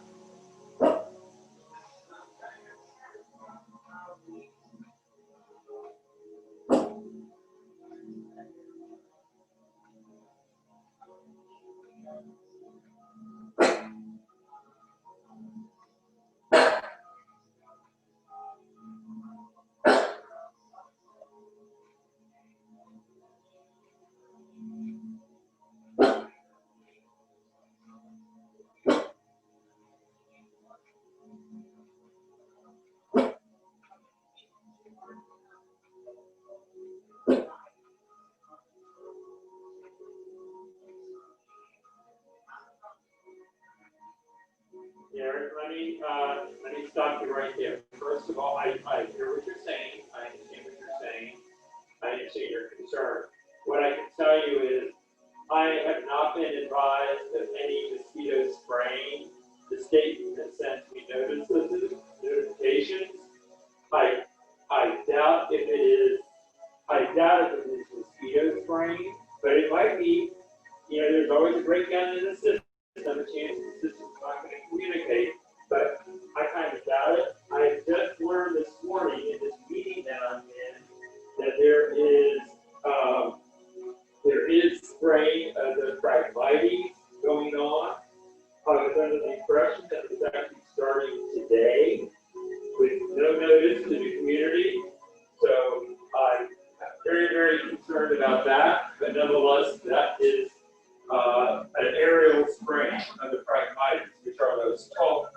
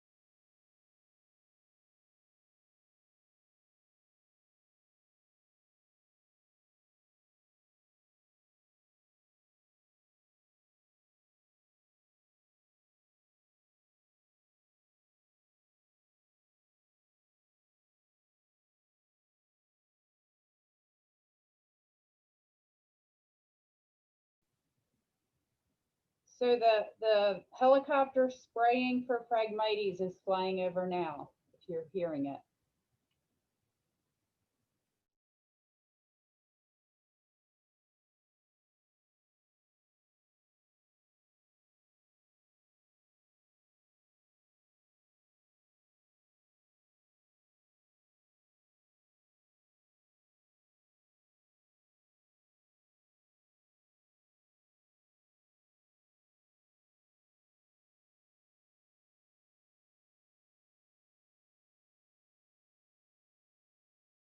Hey, Anne Marie, somebody asked me the other day, do you have a sense of when the school thinks it's going to have completed the work on the new shields? Well, it's supposed to open in fall 2021. Okay. So that's, And then is the plan, and obviously plans can change, but is the plan then to immediately start on the middle school? pretty much, yes. Okay. So, And so that- they're working on that. They haven't come to us with the plans, but I know they've been working with the architect and the site engineer. So they're really looking at this kind of being in play through 2023, 2024? I think 2023 sounds right. Okay, thank you. You're welcome. That means it'll be 2024. Possibly. They're pretty good at keeping on their schedules, though. Well, they've got to be, right? Because Right. they've got children, hopefully someday they'll have full classrooms again. Right. Did you just see that it Yeah. just crossed the wire that the governor and his wife of Virginia now are positive for COVID? Oh, I saw that his wife was. I didn't see that he was. He is, Wow. so is the governor and first lady, I guess they call them, of Missouri, I think it is. Oh, Huh. good. May I interrupt you for a second, please? Anne Marie, I have a call on the, someone on the phone with me, a constituent asking me about the Phragmites spraying. Who Uh-huh. should I refer this person to, please? It would be referred to me, but obviously it'll be later today when I can get back to them. Okay, it's not the other person who's coordinates this. Well, Chatham, but Chatham's not in the office today. He's Okay. out on duty, so Should I suggest after 1 o'clock, after 2 o'clock calling you? Is that what you would like? that would work. Okay, Either that or call and leave a message. okay, thank you very much. Thank you.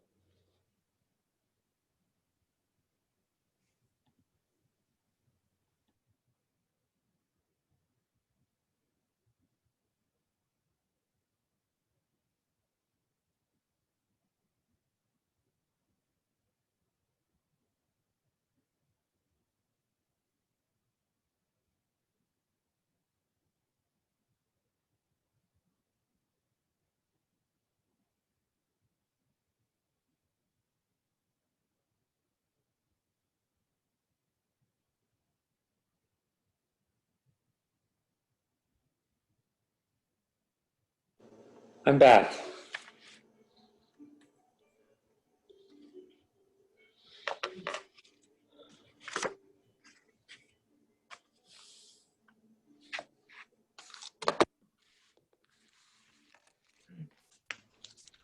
Well, it is 10:45, so I think we can, looks like everybody's pretty much back. It doesn't look like Bonnie's. Oh, There she is. Yep. Okay. So we have, the next item on the agenda is new business, and that's presentation of possible action on amendments to the FY21 budget, capital projects, streets and others, and then the general fund. I think we've gone through a very good presentation by Charlie about where we are. I'm not sure that where we are with any of those at this point, if we wanted to take any action to tell Charlie to proceed, other than perhaps with the restrooms at the library, at the Rollins Center. It seems to me like if we want him to proceed with that exterior design, we probably should authorize that at this point. So we have a contract for the architectural services, and he will need to amend that. But yes, if you take that action, then we can move forward with amending that. Yep. That. So would someone like to make a motion to amend the contract for the architectural design services for the exterior addition to the building for the restrooms? I'll make that motion. It sounds, I mean, we won't know until we have more information, but it sounds much more promising than trying to shoehorn bathrooms into that interior space. Thank you, Bonnie. Is there a second? I'll second it. Thank you, Andrew. Andrew, I had a question about the tennis basketball court repaving. Though I apologize if you already mentioned this, but do we have time then on the grant that's to make a decision on that in the future? Yes. Okay. And I mean, so you can, within the context of our budget discussion, you know, after we go through the amendments, we have not taken that out. So we can, after the discussion of all the various things that we are going to talk about, you can make the decision to authorize the staff and Charlie to move forward with the completion of the design and the bid documents. Can you indulge me, please, folks? What was the contract worth for the Rollins Center design work that we just, but I don't know what we're talking about as far as the dollar figure. Well, I'm sorry. I don't have the proposal for what it's going to cost yet. Not yet. But this is all, I mean, this was all kind of developed since yesterday afternoon. Yeah, and we have to, I think we have to amend the contract to go ahead before they can get, this is exploratory. I mean, Charlie, Right. you have a general sense of what it would cost.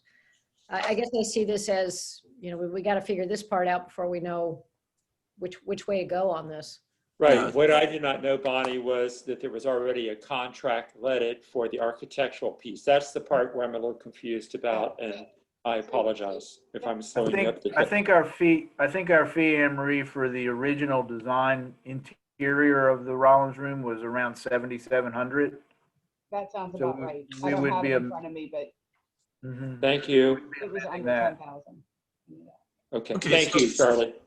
So we have a motion and a second to amend the contract to look at the addition to the building as a possible alternative for the restrooms. And we have a motion and a second. All in favor of that motion?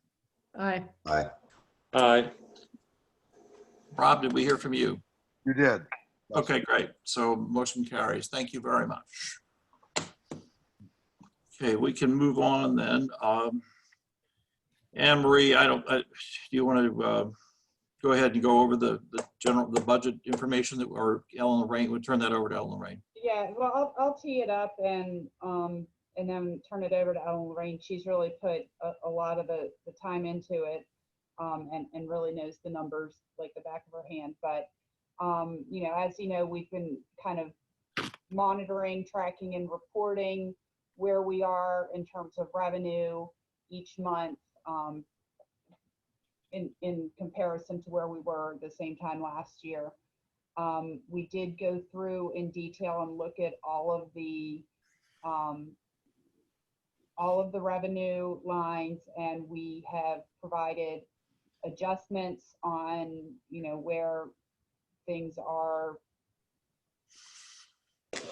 better than we expected and where things are not coming in where we expected. So that is On the front page, it gives you kind of the breakdown of all of this. Well, I guess the first 4 pages of your budget. The revenues are on the first page. And then we went through, and with the deferred hiring and a number of positions and those types of things, we have some savings in that. We have savings based on the state health plan not increasing. We have purchases that have been deferred or delayed or just cut altogether. You know, some savings to lifeguard and those and parking enforcement due to those seasons starting a little bit later. So all of that is wrapped up in those first, the general fund finishes on page 3. And then the other funds are on page 3 and 4. And if you go to, sorry, the actual budget document itself, you can see in the column that says FY20 actual as of, or no, I'm sorry. Hold on, where is it, Ellen Lorraine? It's What the page? column from the right on page 1. Right. So Ellen Lorraine, when you say, Oh, okay, yeah. when the column for FY 2020 actual as of 3/31/20, should that be as of 8/31/19? Because that is as of the end of the fiscal year, Right. ending 31/20. So we So- don't have a column that, we don't have a column that compares apples to apples in terms of where we are this year compared to where we were that last year at the same time. And that was given at the monthly council meeting. Yeah, that's in the monthly financial report. But what I wanted to show here was figures from that financial report as of the end of August of August 31st, 2020. Okay, thank you. Yeah, so at this point, I'll turn it over to Ellen Lorraine because the hole isn't as bad as it could be, and I think it's going to get better because one of the things we did not factor in is the grant reimbursements Right. for the COVID grants. Again, we just are being very conservative because we don't want to count that money until we receive it. Do we know the status of that grant reimbursement request? Well, at this point, we've only made one. We have Christine inputting other things into the FEMA portal. We've So- submitted for two Oh, grants. Right, too. I forgot the burn grant as well. So we do have a few that we've submitted, but we have not gotten any actual funds transfer yet. Yeah, I mean, I understand why we're being careful about when we submit. I just don't want to risk the fund being, being distributed elsewhere before we get in line. Right, and that's the top priority now is finishing getting everything in. Mhm. Okay, so everyone has in front of them the 2 documents that Anne Marie mentioned.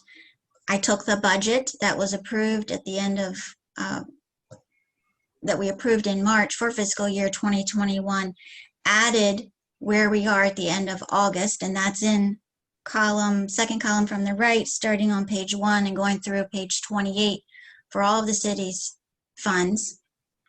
And then the third column from the right on that larger document shows the proposed amendments to the budget. So if we flip to the shorter document, the 4-page document, I went through and line by line identified those that we are proposing amendments to. And on page 1, you are looking at the revenue changes. So for the general fund. So if there is a number in red, then the revenue line is being increased.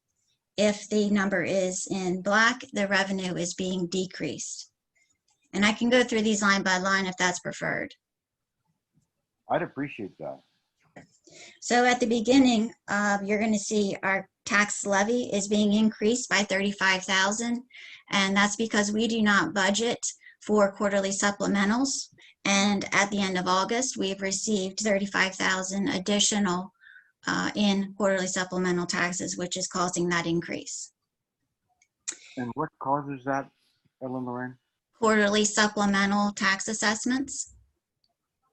Is this the direct result of all of the renovations that were done? Building Yeah. permits. That those Right. led to higher assessments and that led to, okay. Right. It could be new homes as well, with the building permits, go to the assessor, and then everything is reassessed, and then there's the quarterly supplemental where they get a bill for that portion of the year. Okay, so the next line is gross rental receipt tax. And we are not expecting to receive budget. Actually, we are anticipating a reduction of about 50,000. This tax is due February 1st each year. So we are proposing to reduce that line item, I believe. Bear with me a second. That may or may not bear out to be true because of the number of rentals that are going on into the fall. But I don't know. Right. So we can always bump that up as if we do a second budget amendment in January. The next line would be city docks rentals. We are coming in less than what we had originally budgeted, but it's minimal, so that's why we're proposing a $10,000 reduction in revenue there. And that's the same for the next 5 lines too. Yes, these are all things that we've discussed in council meetings that should not be a surprise. Building permits, fines, parking violations, and of course, parking meter revenue was down. Right. So if we can move down to the franchise, we have received this revenue and it is $14,000 higher than what we budgeted. So we're just adjusting it to actual. Miscellaneous police coverage. This is where we combined the race coverage police, which is account 100,491,0000 with this account, the 100,487,0600. And we've been paying getting reimbursed for the bridge detail that the police do for that project. And then we're also anticipating a little bit more in revenue. You will see a corresponding expense in the police department for this same amount. That's really just a flow through. Right. Yes. Right. Okay, so the 99-year lease revenue, it's trending higher, so we're recommending an increase there. We talked about the race coverage police. Trash carts are trending higher. Now we're getting down to the prior year reserves. You'll see that I broke this out into 2 separate lines, but it's affecting the same account. The first one is for $30,000, which reflects the drawdown from what we have in the bank of $30,000 to help with the dredging cost. We're expecting the dredging cost to be approximately $60,000. So if you look in the marina department budget, you'll see dredging at $60,000 and you'll see a revenue here for $30,000. The net is $30,000, but that's what the city had originally budgeted to transfer into the dredging account. Does everybody understand? Okay. The next line is I just want to add something for the new members. We budget $30,000 every year and we hold it in an account, and that way we have that money to pull in on the years that we dredge. So it's just the 30,000 from that account that's being transferred. Right. Yeah. So it's not really additional revenue. No. The next line, 269,760.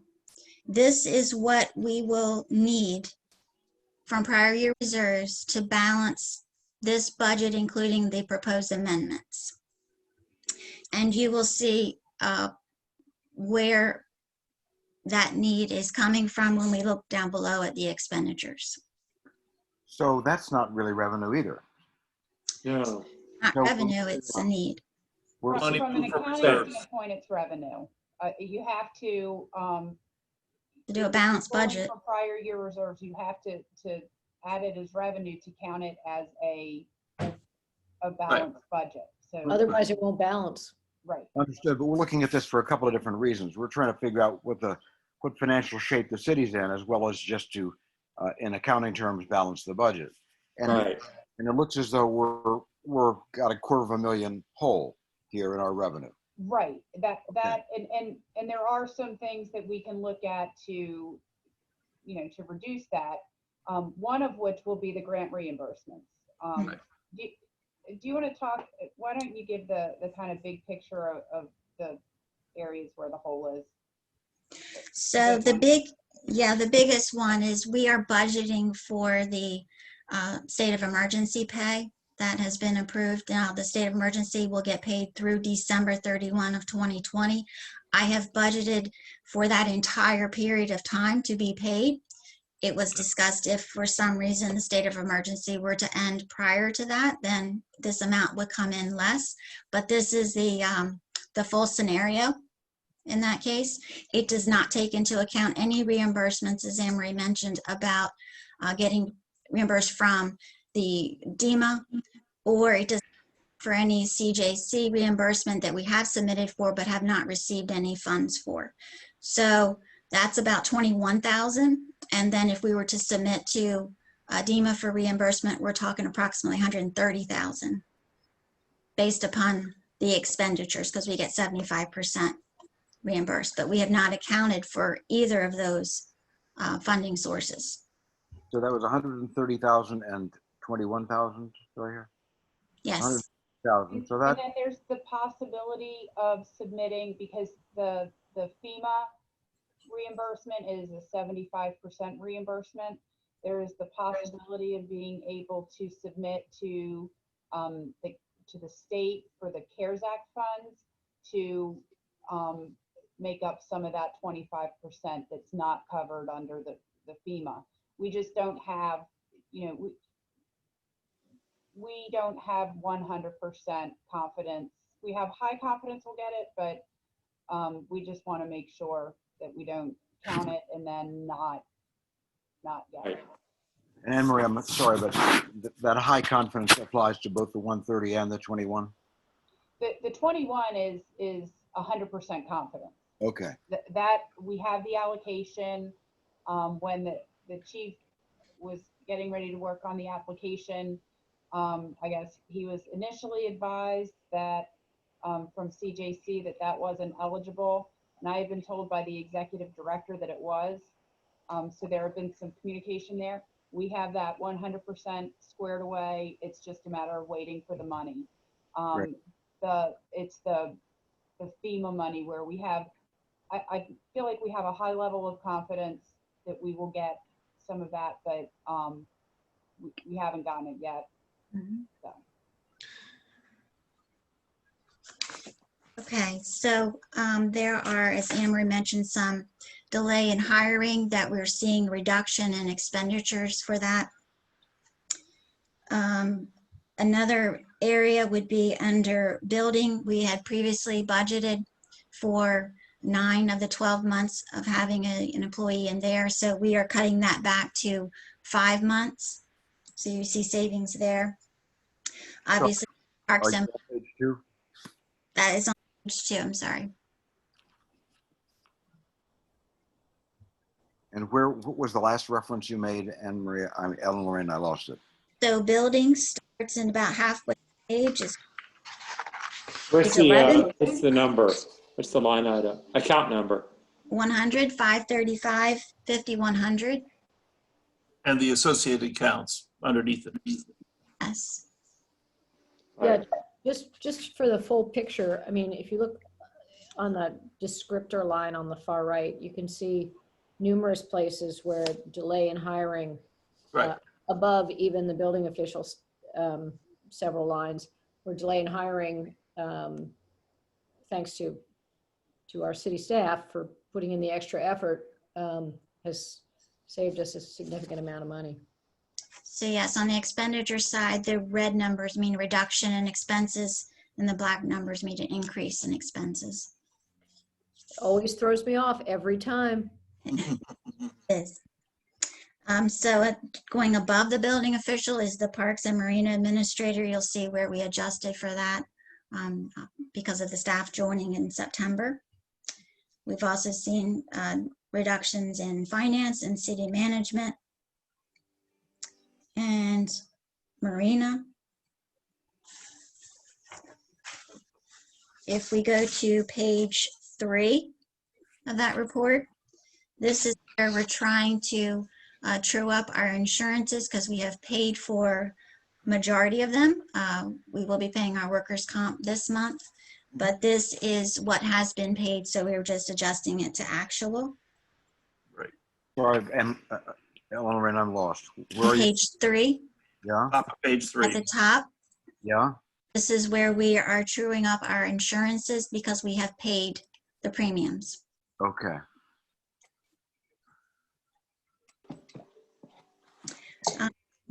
We did adjust for increases in legal and engineering.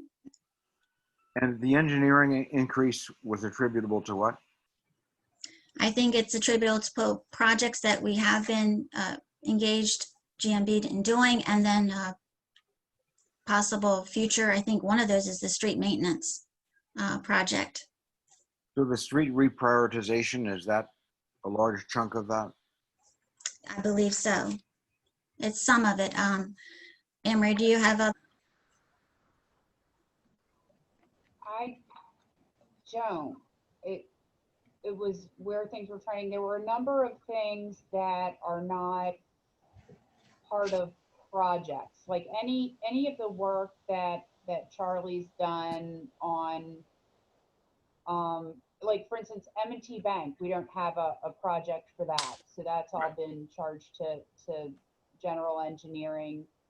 Any of the work that he's done working with us on kind of some of the beach right-of-way issues. We have a contract with the surveyor, but a lot of the Charlie stuff is under kind of the general street stuff. And then some of the stuff, GMB's been providing a lot of support to like the sea level rise subcommittee, the floodplain subcommittee.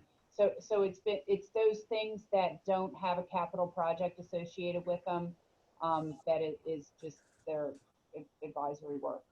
Is that the kind of thing that we want to, it sounds like a recurring matter where we're calling on GMB more. Will we want to budget then a higher number for 2022? It's possible. This year seems to be an anomaly where we have things that aren't part of those projects. I don't know, Charlie, what's your sense? But typically we've been within the budget, and the majority of the expenses we're able to allocate to the projects. But there's really been, I think, a larger advisory role in this past year.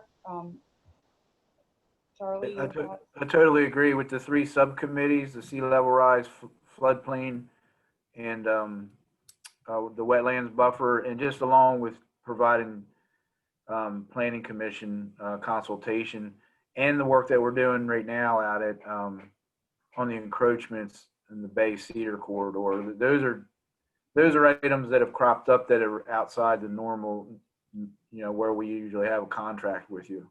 The other thing is the street assessment work. That is all under that general line because that's not associated with a specific capital project. So that's a big one, and that's not a ongoing expense. So I don't think it's necessarily that we need to up it for the future. I think that there are some kind of big projects that they're working on that don't fit into a capital project. Thank you. So continuing on page 3 at the top, we did reduce advertising and we did reduce fuel, about 5,000. We increased postage because of actual. And then the last one is the reduction in the overlook expense of 25,000. This is to offset the reduction in the revenue, because we budgeted grant revenue for this, 25,000, because this project isn't moving forward at this time. I never heard about that. Can you explain that to me? Because we had didn't we have 25,000 from the state that was going to pay for half of it? So there was a $25,000 grant, but it was stale and we had not been making any progress. But the other thing is, with the removal of the bridge, DelDOT, in conjunction with, I believe, the Division of Fish and Wildlife, will be addressing that need as part of the project. So it's not something that we need. The overlook was based on, the grant was based on us incurring the expense to do the project. This is going to be done as part of the bridge removal. So did I hear that the overlook is going to happen? It just is going to be part of the swing bridge being moved? Yes. And it Yes. may end up, I don't know if they're going to look to us to maintain it or if the Division of Fish and Wildlife will maintain it. That's to be determined yet. Yeah. But Well, it became part of the bridge relocation. I'm very interested in that because I think that's a valuable thing. So I'd appreciate being updated on that. I'm glad it got moved over to the bridge project. That's great. Okay. So those were the proposed amendments to the general fund. Are there any questions? Can I just make a comment? I just want to commend the city staff, both first and foremost, Anne Marie and Ellen Lorraine, for crunching these numbers and giving them to us. But more importantly, they were the ones who figured out where we could do these various adjustments. And more broadly, just a big shout out to the staff generally. I mean, as you look through these delays in hiring, you can see that when you delay hiring, it means that the people you have already working are working that much harder and filling a role that council had already said required an additional employee. So thanks to everybody for pitching in and making this shortfall a lot smaller than it would have been otherwise. Agreed. Connie, let me add to that. Thanks for the 4-page intro because it shows a great command of where our money is not coming in as fast and going out faster than we thought. Yeah, I guess I just had one other question. Since we're looking at taking around 270,000 from the general fund reserves and 17.5 from the MSA reserves, if I've got it right. Right. What funds do we have available in those accounts, just so we have a sense of what we're drawing down from? Okay, so if you go to the longer budget document, the 28-page document, and starting on page 1, halfway down, you're going to see a listing of the city accounts, bank accounts, and their balances as of the end of March, and then again August 31. So the August balances are again the second column from the right. So there is 2.2 million in cash in the general fund, and then there is another 3.2 million in investments for a combined 5.4 million. Just general fund. Right. And that's been crossed. MSA is on page there. It says in the back. Yeah, I think so. 21 is MSA. Beg your pardon?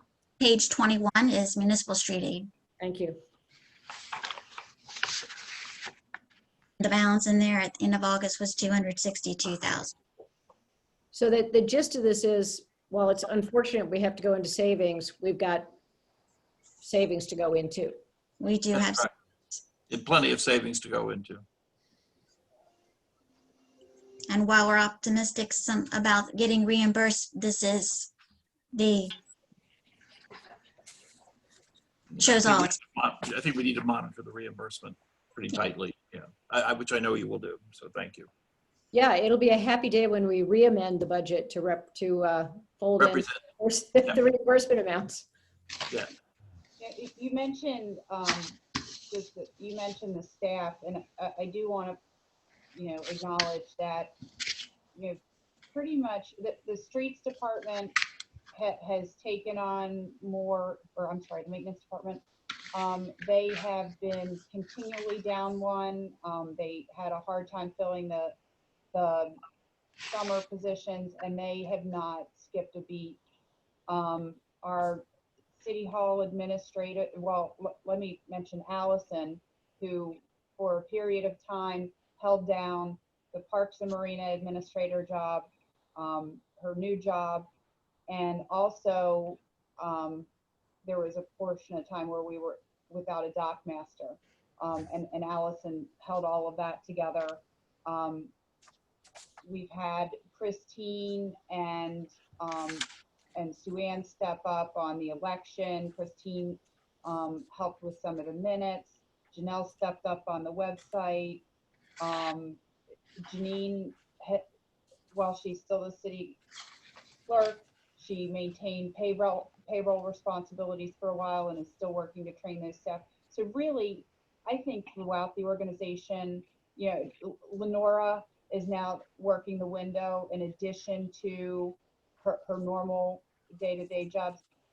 I would say across the entire organization, everybody has stepped up and done what needs to be done to keep the services that we provide the people of Lewis, quality, strong services, and even in the midst of some staffing shortages. So again, we're glad to fill the positions, because I think on a few people, I think we were going to break them if we worked them any harder, but everybody really stepped up. Yeah. Good job all around. Thank you. I did have one question, Lorraine, just in terms of the mercantile license. I see that there was like an 18K shortfall, but right now it's showing only 25K received. Is that because they all come at one time of the year? Come in Yes. December, January. They Okay. get December, yes. See that before, okay. And you have some contractors that will only get a license when they have a job in the city. Right. Okay. So I think we need a motion to approve this budget amendment as presented, if everyone feels that way, or if anyone feels that way. Oh, actually, there were, Lorraine, do you want to talk about the things that aren't addressed in here, but how we intend to fund them? Mhm. So there are some items not in this budget that may need to have some discussion. So the first would be, we want to look into cybersecurity, and to do that testing, there is a cost with that. There's also surveillance equipment that might be needed down at Canal Front Park. There's a cost that goes with that. And then the designing of the restroom, I think. Can that fall under the increased engineering, Emery? I think that's where I have been paying that, because it's not a project yet. So yeah. Right. We have already agreed to, we've already approved an amendment to that contract. Yes. I didn't know if that included the adjustment that we have proposed to the amended budget. Right. Okay. So there is sitting in the city manager budget a line item of $20,000 for a strategic planning that we thought we would be doing in this fiscal year. So one thought was to utilize those funds for possibly the cybersecurity testing. And then we could look at the Canal Front Park camera system. We're getting prices on that around $14,000. I'm sorry, I wasn't aware that we needed surveillance in the park. Yeah. What's that all about? So I think it's been a recommendation of the dock master, Anne-Marie, correct me if I'm wrong, that this would greatly enhance that area and help the people that rent slips have better security down there. It would also help with the honor system of renting the slips out. Do you have anything else, Anne-Marie? No, I think one of the things that was brought up is that we have drop boxes for money there. And that would secure those. If it's something that you want to flesh out a little more, we can include that as part of a FY22 budget. But I don't think you it is need to do it. something that our new dock master has brought up.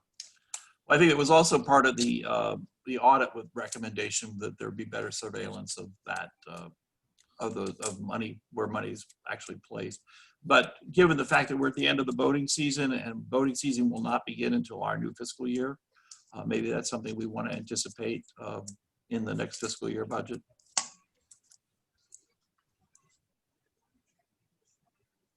Yeah, Over the years, there's been minor I would lean issues. that way.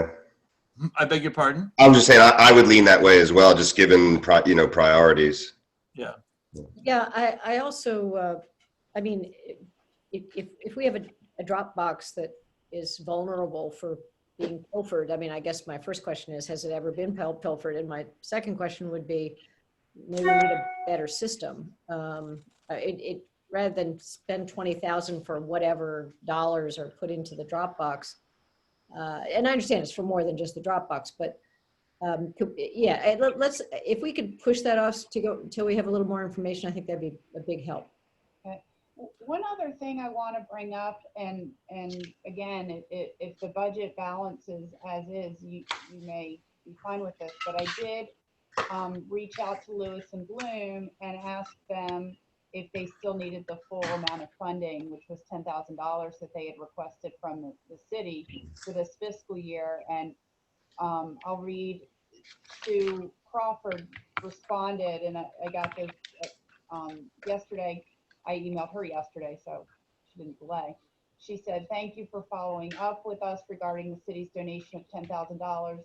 The city of Lewis has always been very generous to Lewis and Bloom, and we are truly grateful. As you may be aware, Lewis and Bloom recently had a very successful fundraiser. We were able to meet and exceed our goal. Therefore, the board feels that the donation from the city is not necessary this year. Thank you as always." So we can remove that and then reduce that $269,000 by $10,000 if that's the will of council. Okay, that's great. We will be reimbursing them for some plantings that they did submit for, but this is the overall donation. Did we make a motion on the cybersecurity bit? Because I find we need a motion on that. Are you yeah, I was ready? going to say I think that is important because that actually could cost us as a city greatly if we with ransomware and all that kind of thing. Well, DFID has been encouraging it, so which is Insurance Trust that we're members of. So you're making that motion. Is there a second, Andrew? Or is there a second from anyone else on council? Second from Rob. Thank you, Rob. Do we have a, what is the line item? How much is this contract for, this proposal? It's $15,000. All right, so we have a motion and a second. All in favor? Aye. Aye. Okay. Doesn't look like there's any opposed, so the motion carries. Thank you. Can I just ask a question? Is this the 15,000 that we're going to put against the 20,000 that we were talking about a minute Right. ago? Okay. Yeah. So just a reassignment of that, of 15 of that $20,000. Okay, so I think we might be ready to move on to the next item, which is presentation of possible action on Well, possible. wait a minute. Just to be clear, was that vote on the entire budget amendment or just on the cyber? Just on the cybersecurity. We could do an entire vote on the entire amendment. Yeah, I think we have to vote on the entire budget. Yeah, okay, all right. So do we have, you want to make a motion on that, Bonnie? Or to Andrew? Oh, I would move that we adopt the proposed budget amendment with the cybersecurity piece that we just talked about as presented by staff. Okay, is there a second? I just had a question whether the engineering, the adjustment for the engineering is also part of this.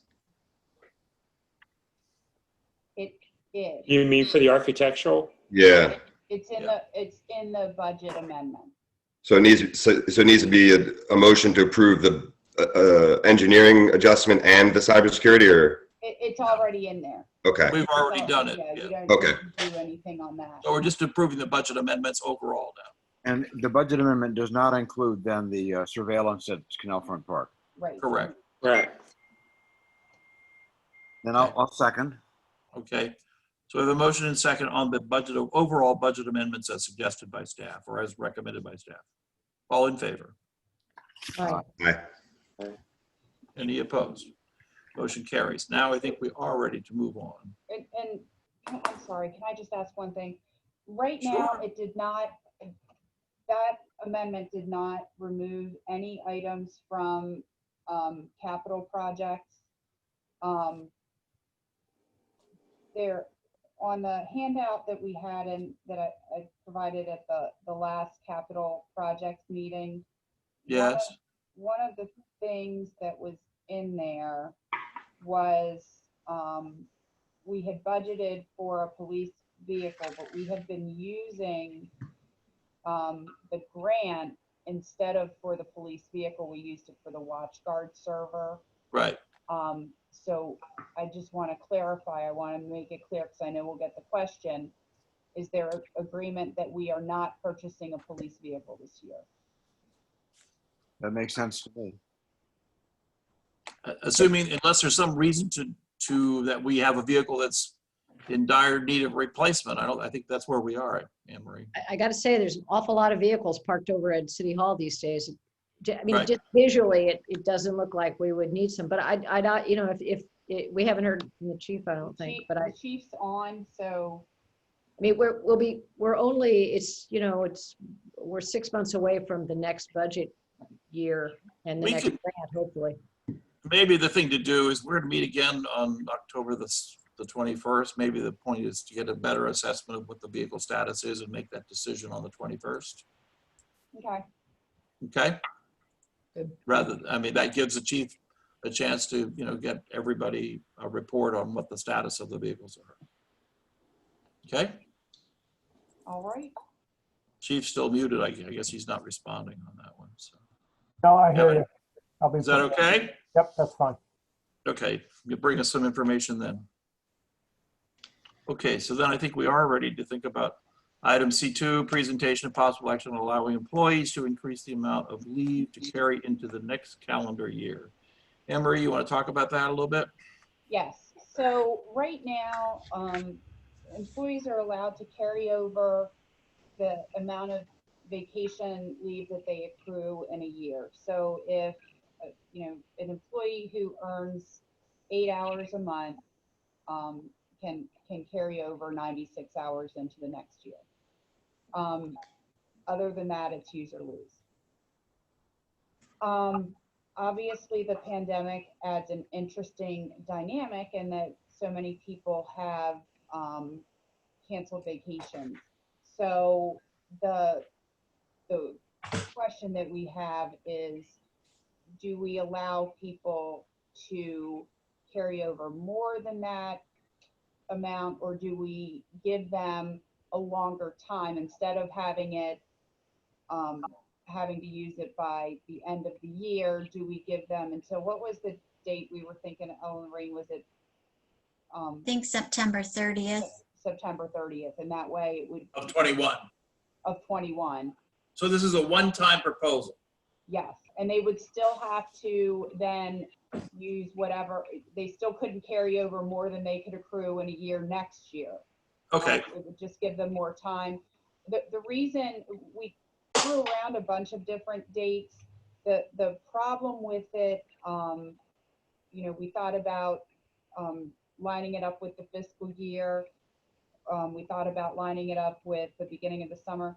But what we don't want is, as we're getting ready for the summer, that phenomenon that happens in December where people are just gone because they have to use their leave. So this would Right. spread it out. Now, isn't there also a provision, Anne Marie, that leave requests come to you and you can say, no, we're getting too many all at once? The department manager can. Department manager. It doesn't, they don't all come to me, but the department, and they will. If And- there's too many people off, they'll tell them, no, you can't take off that day. And in that case, what happens to the leave that the person wants to take? They just have to have another day. They figure out another time to take it. Okay. So, And we do, employees are allowed to sell back leave in December. So, you know, it's Able to not what? like- They can sell back leave, excess They can leave. sell back leave. Depending on their seniority, how long they've been here, you can sell back a week, up to 2 weeks. Option is to change that payback, that sellback, or to extend the eligibility for them to use and carry over. The downside of changing the sell back and allowing people to sell back more is that's an actual financial hit to this fiscal year budget rather than giving them Right. more time Yeah. to take. Right. It more is, time but off. you're paying it at a higher rate if you carry over. Right, That's right. Oh, it's a trade-off. right. yeah, Right. so the only issue here, direct fiscal issue is if people are allowed to carry more over and then they don't take it, the city would have to buy some back. We still only buy back in accordance A- with a week.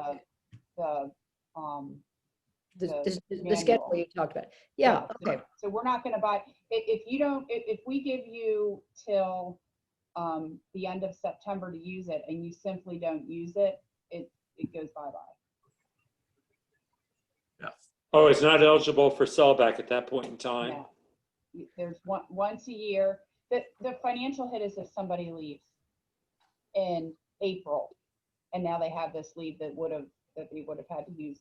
It's whatever that difference is based on salary increases. I have to say, given the extra effort that our employees have shown, I think this is a very reasonable thing to do, and recognizing the realities of COVID year. Recognizing it's a one-time deal, not a permanent change. And I thought you offered two proposals, Anna Marie. One is to allow a greater carry forward, and the other is to extend the period. So our preference would be to extend the period Okay. that they have. If you were not inclined to do that, then I would have, my fallback would be to allow people to carry over like 1.5 times what they could do in a year. But Thank you. I think a one-time extension is our preference. Any further discussion on that? I agree with Bonnie's point. I think given the circumstances of this year and the effort that's gone in, I think this is the least that, we can do is extend the option to carry those days over. Okay. So is there a motion to approve that item change? I'll make the motion. Go ahead, Andrew. I'll make the motion to approve the extension of accrued days into the 2021 until September 30th, correct? September 30th of 2021. Yeah. I'll second. Okay, we have a motion and a second. Any further discussion? All in favor? Aye. Aye. Any opposed? Okay, motion carries. Moving on to item C3 is annexation and possible action on the possible incentives to encourage annexation of enclave properties. As you know, we've been talking about what we do on New Road with the properties that are in that stretch of New Road between the Great Marsh Park and the existing edge of the city limits. And then we also know there are some other little enclaves, including the properties that we are talking about annexing along Savannah Road out to Viking Drive. I know the Board of Public Works at their meeting on Wednesday considered what they could do to incentivize the annexation. They have several recommendations, but they did not come to a conclusion as to what exactly they would offer in terms of, they've talked about carrying the financing for the connection and all the fees and for 20 years at 2%. And there was some board discussion about should they tie that percentage rate to CPI of some sort or something else. Other than that, I think there was pretty much consent on the incentives they would offer. Press is on the line. If he would like to comment, I would invite his comment from the board's perspective. Press, you want to unmute yourself and comment? Okay. You've pretty much outlined it there. We would like to obviously incentivize them tying into our system and annexation into the city. So since we've been doing a program for Highland Acres and Savannah Place, offering a way to lessen the impact of the initial cost for bringing utilities in, paying the impact fees and so forth up front, that we would allow them to pay them over time with their regular utility bill. So hopefully this will be, and this would be a one-time offer to the people that we're talking about in given areas, that we would try to get everybody to be interested in this and tie in and hopefully annex in at the same time. So that's the program that we're doing. It works. It's worked well with the other developments we've done it in. What we passed the other night was so we could do it for individual properties, not just communities. So that's the gist of it. Okay, thank you. The one incentive that we don't have much in the way of incentives we can offer, other than perhaps some form of tax abatement for some limited period of time. As you know, our current AX Res and current AX Mix categories allow properties that are undeveloped and as long as they remain undeveloped for a period of up to 7 years, they would be exempt from taxes. On the new road property situation, there are 2 properties that would qualify for that exemption. That leaves the remaining properties of approximately 7 who might be, you could take out another one because it's the church, but they would automatically be exempt in this situation. So that leaves 6 properties along New Road, and then the properties that we would entertain along Savannah Road and at the end of Hornkill. So if we were to do this offer, we would perhaps can offer them an abatement on what would become their city taxes for a given period of time in order to incentivize them coming in. Given the fact that the average property tax, I think Bonnie has quoted us in the past, is approximately $700 annually for a property in town. Obviously, that's subject to the conditions and the property itself, but that seems to be the average. That might be an incentive that would help people feel more secure or more interested in becoming annexed. Can I ask if press is still on, can I just ask a question, which is, there may be some relationship between the abatement amount and the cost that BPW hooking up provides. Do we have any sense, we got a general sense, 700, 725, somewhere in there, of the average tax bill? Do we have a sense of what the average cost would be? I mean, I guess both on a 20-year basis, over the life of the 2% loan, and on a sort of an annual basis. I mean, Press, do you have any kind of ballpark of that? I really don't. I should, but I don't, Bonnie. We have the connection. Is Darren still on? Connection fee and the impact fee, and the impact fee varies from location within the city. So I'm not sure exactly what it is out there. I emailed Darren earlier and told him that I would take this, so maybe he's not on anymore. Sorry. I know Darren had another meeting because Charlie had to jump off to. We have a conference call at 11:30 on the Jones Farm. Press, rather than an average, do you know a high-low? Like, do you know the highest connection fee that you have versus the lowest amount that's cost? Andrew, I really can't. Okay. What those. Yeah, because I mean, to a certain extent, obviously, that the people are going to get trash service, right? That has a value, and they're going to get BPW service, which has a terrific value. So the abatement in some ways subsidizes the BPW service. So I was just trying to get some sense of how the two related. I'll get that to you though. Well, that abatement program is only available to the 2 lots that have not been developed, correct? No, the extra, that's a total waiver, not an abatement. That's a waiver of Well, taxes. okay, so We don't. well, Bonnie used the word abatement. Or what's the term that we're going to use? Waiver or abatement? Well, those 2 lots would qualify for a waiver. The rest of them we're talking about a possible abatement for. Because we So can't, I abatement mean, we is can't more under, like a phase the in only thing that, the other question is how we'd be bringing, the AX res, I'm not even sure that those would, that's the authority that we're acting under. So I think, because those go to subdivisions, I believe. So I think we're free to structure this however we want. I don't think we're tied to the AX res framework. I mean, I just need to clarify something, folks. This is the first time that I think I am understanding that there's a proposal that there would be an abatement for 7 years for these property owners who are living on parcels that are county located in the county. Undeveloped parcels, Jim. Okay, well then, why, okay. Okay, so again, that's the abatement. And then the other term that you used was what for taxes? Waiver. Did you not?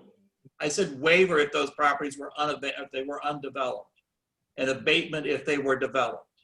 Correct. So again, is there a proposal that there be a 7-year abatement for properties that have structures on them, and if they agree to be well then, what is the 7-year? Is the 7-year waiver?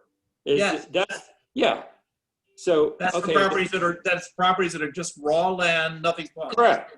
I'm aware of that condition being available to us. I'm aware of that. But the use of the word abatement was confusing my thinking, because I thought there was a proposal being floated that there be an abatement.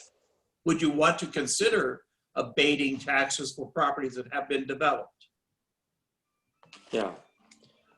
Okay. right, but let me ask again, I mean, are we talking about if we're able to bring these properties in, are we talking about bringing them in under the AX res zoning authority, or are we talking about something else? Because if we're not talking about bringing them in under the AX res zoning authority, then we can do anything we want. I mean, we're not tied to, in other words, because like there's a hodgepodge out there, right? There's a church, there's a property that's, may have some commercial uses. So we might want to proceed under different kinds of zoning approaches with respect to these folks. So all I'm saying is we can use the 7 years as a guide, or we can do something else. You can do anything you want. Right. I just, the 2 parcels that are undeveloped are divisible. They're large enough to be subdivided. How large are they, Ted? I think they're both a little over an acre. Okay, but the question was, I thought with the AX districts, I thought that was targeted towards the idea of major subdivisions. It is, but you could apply the principle to these 2 undeveloped parcels if you wanted to. It's a discussion point. But I mean, I think the underlying question is. No, because with annexation, you would assign a zoning, correct? Mhm. Right, you're gonna have to assign zoning when these people come in anyway. Correct. So But there could be- it's possible that you would assign them to, isn't it possible that they could be assigned R2? I think they would probably be R2. That's Okay, and everything then else. they're R2, then they would not be subdividable. Yes, if they're large enough, they could come in and petition for subdivision. Right. Well, if then it something's gets to R2 this- and it's larger than 10,000 square feet, it could be subdivided. Right, but then it gets, you trip up on the street frontage, correct? The lot has to be so wide to be Right. able to accommodate. That becomes one of the requirements for subdivision, correct? I don't know the shapes of these lots. I don't know how wide they are. I'm not prepared to have that discussion today. Yeah, can I throw one other, I think, important consideration, and Press, I hope you're still there, but some of these properties, and I forget how many, actually already receive BPW services. So they would not, on the one hand, the generous offer that the Board of Public Works is talking about with respect to the loan isn't available to those folks because they already get services. So, you know, they may be in a different incentive bucket, if you will, than those properties that do not, like the unimproved properties that do not receive services at this point. Right. The church is one of them because there's no incentive for them taxes wise. So I think There's nothing there for the church. yeah. There are two parcels. The two parcels that are stacked behind each other are currently receiving city water and sewer, or Board of Public Works water and sewer.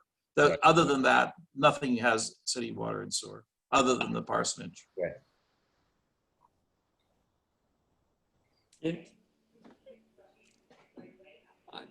And there's a couple of parcels in the city too. Did you mention those, or did we want to? No, that's a horse of a different color because those people are already paying taxes. Yeah. As far as I'm going to make a fairly bold statement, and this will not surprise you all probably. And my bold statement is this: I am disappointed that after all this time that we, in the last 30 to 45 days, that the incentive package that has been put together is really no different today than it was 45 days ago. And I thought we were going to do better. I thought we were going to be creative. I thought we were going to show some initiatives here, and I don't see them. you have a recommendation, Tim? Yeah, I do. One of my recommendations is that we get a clear understanding of connection fees. We get an idea of what an impact fee is and why why a property owner is being assessed an impact fee. I really think that pencils need to be sharpened here, and some more creative thinking needs to go into this. Okay, that's an aspect from the BPW side. In terms of the city side, do you have recommendations? This idea of an abatement instead of a waiver is something that I would like to think about. That had not been floated before, at least not. We actually talked about it last week, but that's okay. Well, again, even in this conversation today, we've kind of interchanged the words abatement for waiver and waiver for abatement. And I think, words have meanings, and we need to respect them. I think the idea of a 7-year abatement might be a very sweet incentive that the city might want to consider. Okay. But again, I haven't studied that subject matter. I'm not prepared to act on it. All right. I'll be right back. I just realized my computer is about to die. I'll be right back. Oh. Well, we just approved the offer that the DPW is proposing Wednesday night at our meeting. It had been discussed, and I'm sure if we'd asked, no one on the board really asked Darren what those fees were specifically. So maybe that was a shortcoming on our part, but that wasn't a major concern. I mean, issue the exact amount, because it'll probably be different for different people there. But so we've been talking about it, but we just approved it the other night. Right, but is it not fair to expect, since the infrastructure, the sewer line and the water line is already in place, and I'm speaking about the new road properties, since the distribution lines are already in place, then and we know you all know where those are located, that the connection fee should be the same for each property. Isn't that a fair statement? Yeah, probably is. Yeah. But like the water service is not the same for everybody. Uh, The water line is across the street, across New Road, and it's got to be brought across the street. And even the sewer connection, we were looking at other options initially before we realized what a hodgepodge of connections were out there. We were planning to put in a low pressure sewer system for everybody coming down that route using individual grinder pumps but then we realized that we had this combination of services out there. So that kind of changed our thinking. Okay, and does that mean that the infrastructure costs are going to be greater by the fact that low pressure sewer system is not going to be possible? No, we'll still use basically the same type of system with a grinder pump to tie into the force main that is there. That's right. We actually have connections when they put the force main in 2012. They put connection points along that force main. We were trying to.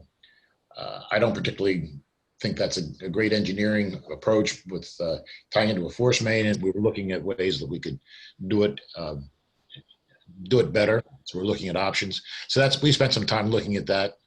I guess that maybe has slowed us down, but I think we were doing our due diligence about approaches to this. Right, and Press, with respect to the water lines, the water main runs on the south side of New Road. Is that correct? Yes. Mm-hmm. Okay, and the fact that water line the main is on the south side of the road, and to get it over to the lots that we are considering for annexation, that expense of bringing it across the road, is that something that the BPW would expect to recover from the property owner? Yes. Okay. Typically, what we were thinking, as part of that, I mentioned the water, bringing a low pressure sewer, but we were thinking about bringing a line over and coming down in front of all the properties and serving them. Now we found out that a couple of them, I think 3 of them already have water service over there. And are those the people who presently have service, are they contiguous? Are they neighbors? Well, they're in the middle of the group, the church, of course, and the other property that has the 3 properties. I think it's Engel's property. I think they have water. They don't have any water, Press. It's the two properties that belong to that were part of the Troy slot that's been subdivided into 3 properties. All right. The Engel property has none. Okay. So that changed our thinking too. So now we're going to have to probably bring individual services over. Well, I would. Well, okay. I have my issue here is I think it's about fairness, and I think that when I think it is an unfair to put the burden of the cost of running an individual water line from the south side of New Road to the other side, to where the properties are, and put that on the backs of these property owners. I think it's that water line running along the south side of New Road runs for hundreds of feet without picking up it's not providing service to anyone. And it seems to me that your revenue stream will be grown by you all extending service to the other side of the road, and that it's a fair expense for the BPW to absorb or to consider absorbing. Right, and of course our position's always been that existing customers, existing ratepayers, don't pay for improvements for future ratepayers. So that we think that. Yeah, and I appreciate that, but again, I think that this is, I think there's a business case to be made for you all not be bound to policy and practice, and to think more creatively in this opportunity. And frankly, we're going to come up with a similar experience on Hornkill, where somewhere your assets, the BPW managed assets on Hornkill terminate before they reach the county properties. And if we are expecting these people to connect to the public water and sewer, there's going to be some expense associated with that. And is that something that there would be a partnership between the city and the BPW in sharing those expenses? Or is this something that BPW, because again, it's a way for you to grow your revenue stream, that you all would bear the expense and of putting the plant in, putting that infrastructure in, and then recover those expenses over the term of, a 7-year period, or, for the life of those homes, they're going to be connected to your system. Tim, I think you probably understand this, that we've been accused off and on when new development wants to come in that we're extending our services at the existing ratepayers' expense, and that's. You know what, Press, I understand, I've heard those accusations, but most people do not understand that most people do not understand that infrastructure is put in by the developer. It's not being funded by the BPW. The developer is borrowing the money to put that infrastructure in to connect to the system. Yeah. So your system's being grown at no expense to the BPW or to its ratepayers. Okay, I think sounds like we're going to need some more information here before we can come from the BPW in terms of what these costs are, before we can come up with whether we're going to do a waiver and abatement. I can appreciate the discussion going on here, but it doesn't look like we have enough information to resolve this today. So I think some of that would be useful if we're talking about the average cost of hookup or whatever it is, also to see that in comparison to what the county is, because we're talking about incentives, and we need to see where we're stacking up, in terms of choice A versus choice B. The county's not providing any incentives because those incentives that would The cost, though, in terms of where can we make adjustments to be more of an incentive choosing A versus B? But the individual is, when they're connecting to utilities in the county, they're connecting to a Tidewater or some other purveyor. They're not connecting to a county system. So we can get those averages. Yeah. Okay. The other thing is, in the enclave areas that we're talking about, their hookup has to be to BPW because it's within their CPCN. Yeah. So it's The not only- an area where we're competing for the customer, because that's their only choice in these enclave areas. I think on the larger scale, that, if you're looking at something that's beyond what our current sewer or water CPCNs are, then that becomes very relevant. Yeah. Okay. Well, I think we need more information at this point. Press, thank you very much. Perhaps you can ask Aaron to pull that information together. If he was on the line, he could tell you, but I apologize. I don't have that in front of me. Okay, that's fine. So we'll come back to it. Okay. Thank you. Thank you. All right. So then we have one additional item, I believe, here. And that is a presentation of possible action on a request from the Children's Beach House to hold a 5K on Cedar Street on Saturday, October the 10th. And we have that request in hand. Anne-Marie got it the other day. Obviously, we've not been having any 5Ks. They have, I believe, submitted a request to the state for approval. They haven't submitted to the state, but so under the governor's order, any event that's going to have more than 250 people needs to go through the state for review. In my correspondence with Jamie Mack, he will review things below that threshold if we request. in this particular case, they anticipate 100 to 150 people, and they would cap it at that. One of the main reasons I wanted to bring this to council is as soon as the city approves one 5K, we're going to end up with a request with 10 more requests. As a matter of fact, we've also received another 5K request for November 1st. So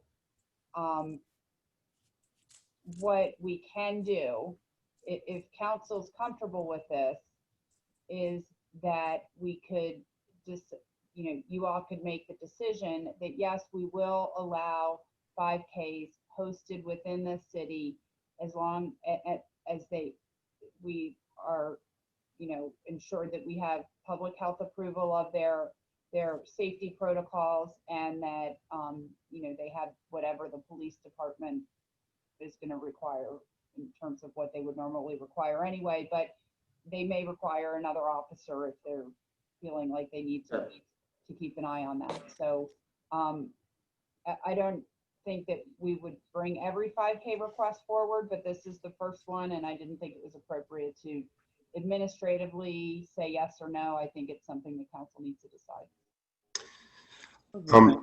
I just had a question around looks like they have pretty thorough protocols so is that something they designed on their own, or are these like a set of, that's been approved by some other body in terms of? I'm not sure, and that's, again, when we submit it to public health, we'll know for sure. In Lewis, we pretty much have two groups that organize and manage 5Ks. You've got Seashore Striders and Races to Run. The November application we've received is from Races to Run. So typically we're going to be dealing with one of the two of those. And I'm assuming that if they have started doing these in other locations, that these are the protocols they've developed based on their experience there. That would be my assumption as well. So let me see if I understand this correctly, because I agree with Andrew that the protocols seem very well thought out. The one that gives me substantial pause is the one about these runners going in lines, because you can start people in lines and that's great, but it's a race, right? The idea, they're not going to stay in their lines. And even if they did stay in their lines, you've got, the people in the first line breathing that goes on the people in the second line that goes in the third, et cetera, et cetera. So I guess I had two questions. If there's some health authority that says this is okay, then I'm inclined to say, all right. But if there's not, I'm very concerned. And the second thing is, it's great as a standard that we're getting covered by $1 million in liability insurance. What I'm not sure about is whether that insurance would actually cover a situation where a runner or runners made a claim against the Children's Beach House and us and everybody else that they got COVID as a result of running in this race because somebody was negligent in the way it was designed. So I really would like to have somebody who has a health background, which is not me, say that this is okay. It's outside, so that, on the one hand, that suggests that the COVID risk is reduced. On the other hand, you have people who are running and therefore they're exhaling with vigor. So I need somebody who knows the answer to tell me that this is okay, because I do not know the answer. Well, the State Department of Public Health would have to approve this plan. Yeah. Or review it. Yeah, I give a slightly different take. It's very keying off Bonnie's, but I think that we know enough to know that runners breathing and overtaking each other and passing each other are going to be breathing out aerosols. And there's increasing evidence that aerosols convey COVID. So I think we can, amateurs that we are, fairly assume that this is going to increase the risk of transmission of the virus. How much? I don't know. Are there offsetting benefits? There sure are. But I don't think that just looking for a sign off from somebody who's got Austin's doing that right now. is going to excuse us from taking on the responsibility of increasing to some degree the risk of transmission of the virus. As personally, with the protocol that they put in place, I like the idea. I think it's good for people to get out, and the people who are running are obviously not going to be symptomatic or they wouldn't be running. But that doesn't answer the question. So I think I'm framing it slightly different from the way Bonnie is, because I think we know enough to reach the conclusion that Bonnie was asking somebody else to reach. I just have a comment on that, is that, you know, I would just, obviously children are a different thing. There's going to be a variety of ages here, but the governor has just approved for schools to conduct sports in both middle school and high school. And there's obviously, and my kids themselves have already been participating in travel soccer, where essentially they're signing a waiver that they're acknowledging the dangers there. And I just bring that for discussion. I just think in terms of where we are with physical activity. Thank you, Andrew. The other thing is, the races I know that have been held this year, whether they 5K or whatever, have all been virtual. That people have gone out on their own. And Press is a member of the board of the Children's Hospital. I wonder if he would like to comment on this whole idea and what the Children's, or not the Children's Hospital, the Children's Beach House, what the thinking is of the board. You know, I have not been involved with this, so I don't know much about the race. I know it happens, I mean, they do it every year, but I don't know any specifics of this particular one. But while I have you all, I have Darren on the phone here. I can let him speak to the other issue that we just were discussing once you finish this up. Okay, thank you. So can I just give another perspective? I mean, I appreciate what Andrew's saying, but I'll give another perspective. Well, there's Oh, still. I'm sorry, Press. I'm sorry. Hey, Press. No, what? The sewer fee Wait. is $28.93. The $28.93 Okay. for the sewer and $2,600 for the water. Okay. All right. Is that total cost? No, that's just the impact fees. And what's the connection fee? That is the connection fee. Okay. The impact fee, then there's the cost of building it. Okay. So Then there's construction. Yeah. Okay. Thank you. But those are the impact. for clarity though, the impact fee is an impact fee. That does not pay to extend the infrastructure to No. the property. That's just the hookup fee. And that's based on the cost of, that's the direct cost. Right. So Okay. I didn't mean to interrupt the other discussion, but Okay, well, let's go back and finish this Children's Beach House discussion. Then we'll all right. go back. Thank you. So all I was going to say on that is, just to give another perspective, at the farmer's market, one of the protocols that's in place is if someone comes in and they have a beverage of some sort, they're not allowed to take it in because under the protocols, they don't want people pulling down their masks and taking a drink. So, you know, so it's kind of all over the map and people in the market are supposed to be socially distanced, and the market has people in there to make sure they stay socially distanced. So I have to disagree with Rob. It's not a question of going to a medical authority to kind of tell us what to do. It's a question of education, not passing the buck. And I simply don't, I'm not a doctor. I don't know what the level of risk is in having 100 to 150 runners in lines of 10. I certainly wouldn't want to be the caboose in this. You know, running through waves of air that other people have Aerosols, yeah. Excuse me again. I have Rich Garrett from the Children's Beach House on the phone. Do you want to ask him some questions? Anybody? Rich, what is the Children's Beach House thinking on this request to have the race? We're having some concern about your threshold of numbers is is low, but compared to the governor's standard on larger events. But what is your concern and what are you requiring in terms of waiver signage and everything else? So there's waivers to be signed up front, Mayor. There's also there's no in-person registration. All of that would be online.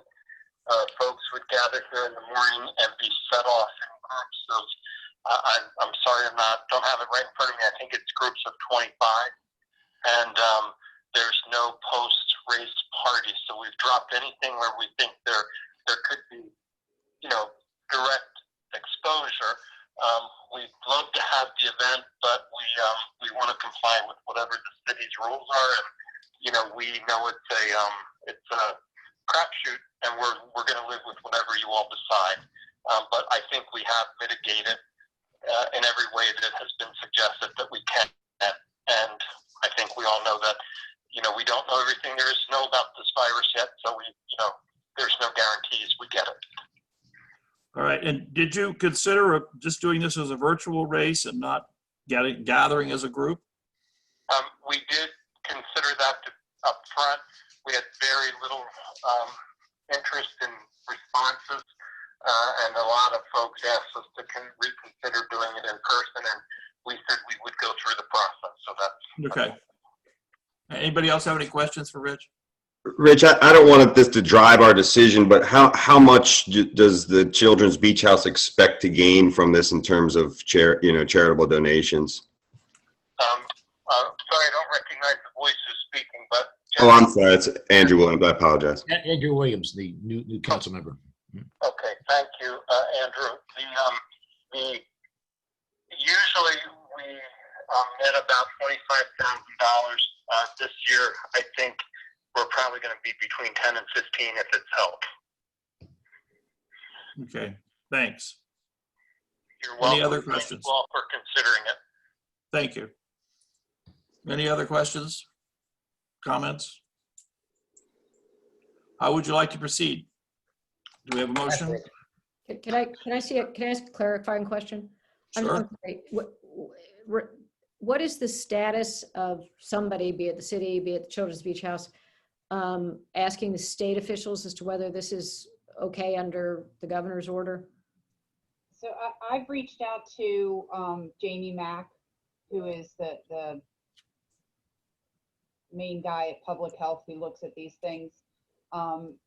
What he has said is that if it were over 250 people, they would be required to review it, but that they would gladly review it at our request, no matter what the size. So they haven't said don't do it. They haven't said go ahead and do it. They said they would review it. So do we have time for them to review it before this race is scheduled to be held?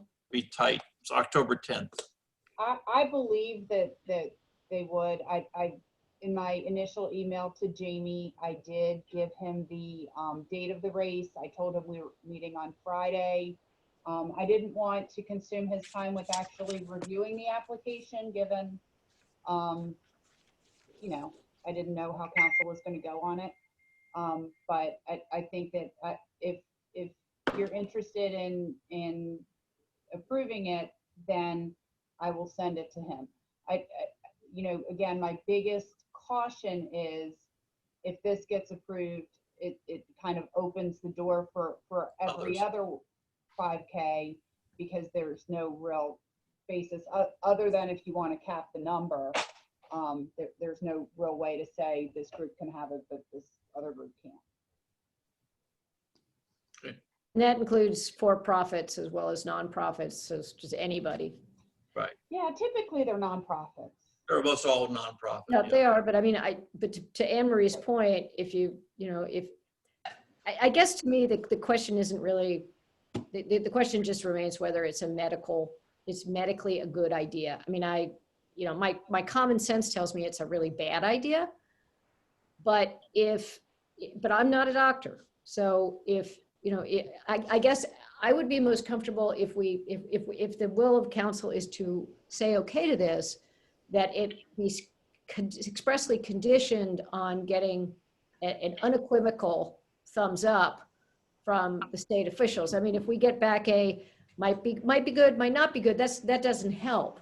No, So that's my concern here. I come out at a very similar place to you, but I think we do know enough to know that this increases the risk of spread. That we have a community which is at high risk, Yep. that I think we ought to sadly decline requests for large gatherings of people who are inevitably going to be coming within social distance of each other until the crisis is over. okay. I mean, I'll second that. I just, you know, we're clearly going to have an upswing. I believe Delaware is now over the magical 5%. I mean, do we really? I'd like to help the Children's Beach House. I understand that it's something they want to do, but you know, is this really a good idea? all right. So do we have a motion here? I think we had a motion in a second. I don't think Rob positioned that in the frame of a motion. Do you want to Oh, I'm frame that as a motion? If we don't act, do we implicitly reject? Isn't that?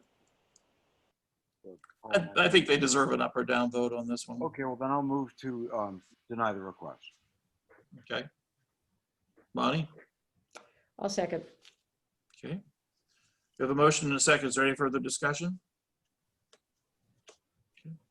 All in favor? Aye. Nay. Rob, obviously you're an aye. I said aye, sorry. Yeah, I will vote nay in the idea that I think that we should try to get a decision from the governor's office or the Department of Health, and see where that went. But I'll vote nay at this point. But it carries, and so the motion's denied. Oh, on behalf of the beach house. Motion passes. Excuse me. So you were voting to deny, Ted? Yeah, I know. I'm voting to deny the approval of the motion. So the motion carries. We're going to cancel the race. There's no race. There's no race. So you, Tim, and Bonnie voted in favor of denying the race. Okay. You won't miss out, Rob, because of your foot surgery. You'll be fine. That's the real reason you voted no. We know. And I appreciate your serious consideration of it, though. Thank you. I really hope the Children's Beach House can hold this race in person soon. I just think we're not there yet. I think, we all do. I think everybody understands. Thank you. Okay, thank you, Press. Would you relay that information to Rich for us? I'll let him know. Okay. So I think Press answered some of the question in terms of what the impact fees are, $28.93, or Darren did, and $26 for sewer and $2,600 for water. But that obviously does not include the actual installation of the line, which, depending upon how far it is from where the line, where those two mains are, obviously could be insignificant or could be quite significant. Well, Ted, Darren gave me a quote before. I know of crossing the road for the water line was about $4,000 to board under the new road. $4,000 to get under the road. Okay. The connection to the sewer is right there, so it's really right at his property. So he'd only have a few feet to run the small diameter pressure line into the right. Okay, and then once the line is under the road, there still is the cost of running it to wherever it is on the property. Well, that's the homeowner does that. It can probably come directly across to an individual property. Yes. Right. Okay. So is the total 10,000? Is that? It's just under. Just under. Okay. And Press, did you say was it you or Ted? I can't remember. Was it 20 years at 2%? That's what's being floated on a. Yeah, that's the original proposal. Then it was a discussion that should we put a clause in there that it could vary up to 4%, depending on the economy at the time, what interest rates are. Okay. So if the average tax bill is $700 or so, and we were looking at, for example, a full waiver for 7 years, that's half the total, that's $4,900. So we total of fully half the cost of this entire undertaking, if I understand it correctly.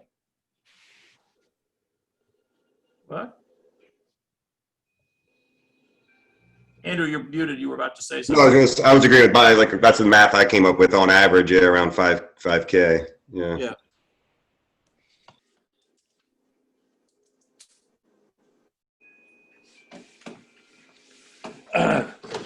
I think that's, I personally, I think that's a reasonable, more than a reasonable offer for what get in exchange. Okay. So would you reframe what is being proposed, please? Bonnie, you want to go ahead and reframe what you said? Oh, sure. Well, I guess, Tim, the way I'm looking at this is, if it sounds like from what Press just told us, and Andrew, you're head of the finance committee, so you check my math. Yeah, please. But we've got $28.93 for the sewer impact fee, $2,600 for the water impact fee. That comes to $54.93, plus about another $4,000 per customer to go to bore under the road. Right. Gets you to $94.93. So Right. I'm assuming a hypothetical average $700 tax bill for each of these properties. And it may be higher, it may be lower, but since they're not paying it, it doesn't really matter. But let's go with an average. If I'm right, that's around 700, and Anne Marie and Ellen Lorraine, please tell me if I've got that wrong. That if you totally waived fees for 7 years after annexation, that would come to about $5,000. So that would defray approximately half of the total cost. Exactly. For these folks to come into the city. And given, I mean, to your point, actually, Tim, about a future income stream, if you get a property, from the city's perspective, we eliminate these enclaves, we have additional folks. If we were to waive it for 7 years, and I'm not suggesting that's what we do, I'm just using that as an example. Then you have a property that is going to be in the city, hopefully forever, and paying its $700. Now, obviously the $700 that comes into the city is not all gravy, if you will, because the trash service has to be extended. So there's costs, there's tipping fees, there's this, there's that, but it would create a perpetual stream of income to the city over time. Correct. And BPW would similarly have additional customers. So it strikes, and it's a great deal, in my opinion, from the homeowners, the property owners' perspective, because whether it's here or in Hornkill or wherever, Savannah Road or wherever we take this principle moving forward. One other thing I wanted to say is I have not read in any depth the email, an email I just got from Glenn Mendelis, but as you may recall, I had asked Glenn, is there any legal reason why we can't do this, given the way the charter is written? And I have not read what he said, but the last sentence is, consequently, the city has the authority to offer the tax incentive. So I don't know how he got there, but his bottom line is we can do this. So just to tie up that one little thing, if anybody was wondering. So we have the legal ability to do it. We wouldn't be doing this, I don't think, under the AX res. I mean, I don't think it applies. It's the principle, though, of what was available. But, at least to me, is this something that makes sense for the city, for BPW, and perhaps most importantly for our future citizen? I think so. Right. I think it would be hard to say no to that, because they're right now paying for private trash service. So if you do 7 years, for 7 years, it's just a saving. Well, not only that, they're also paying for they're paying for other private services as well.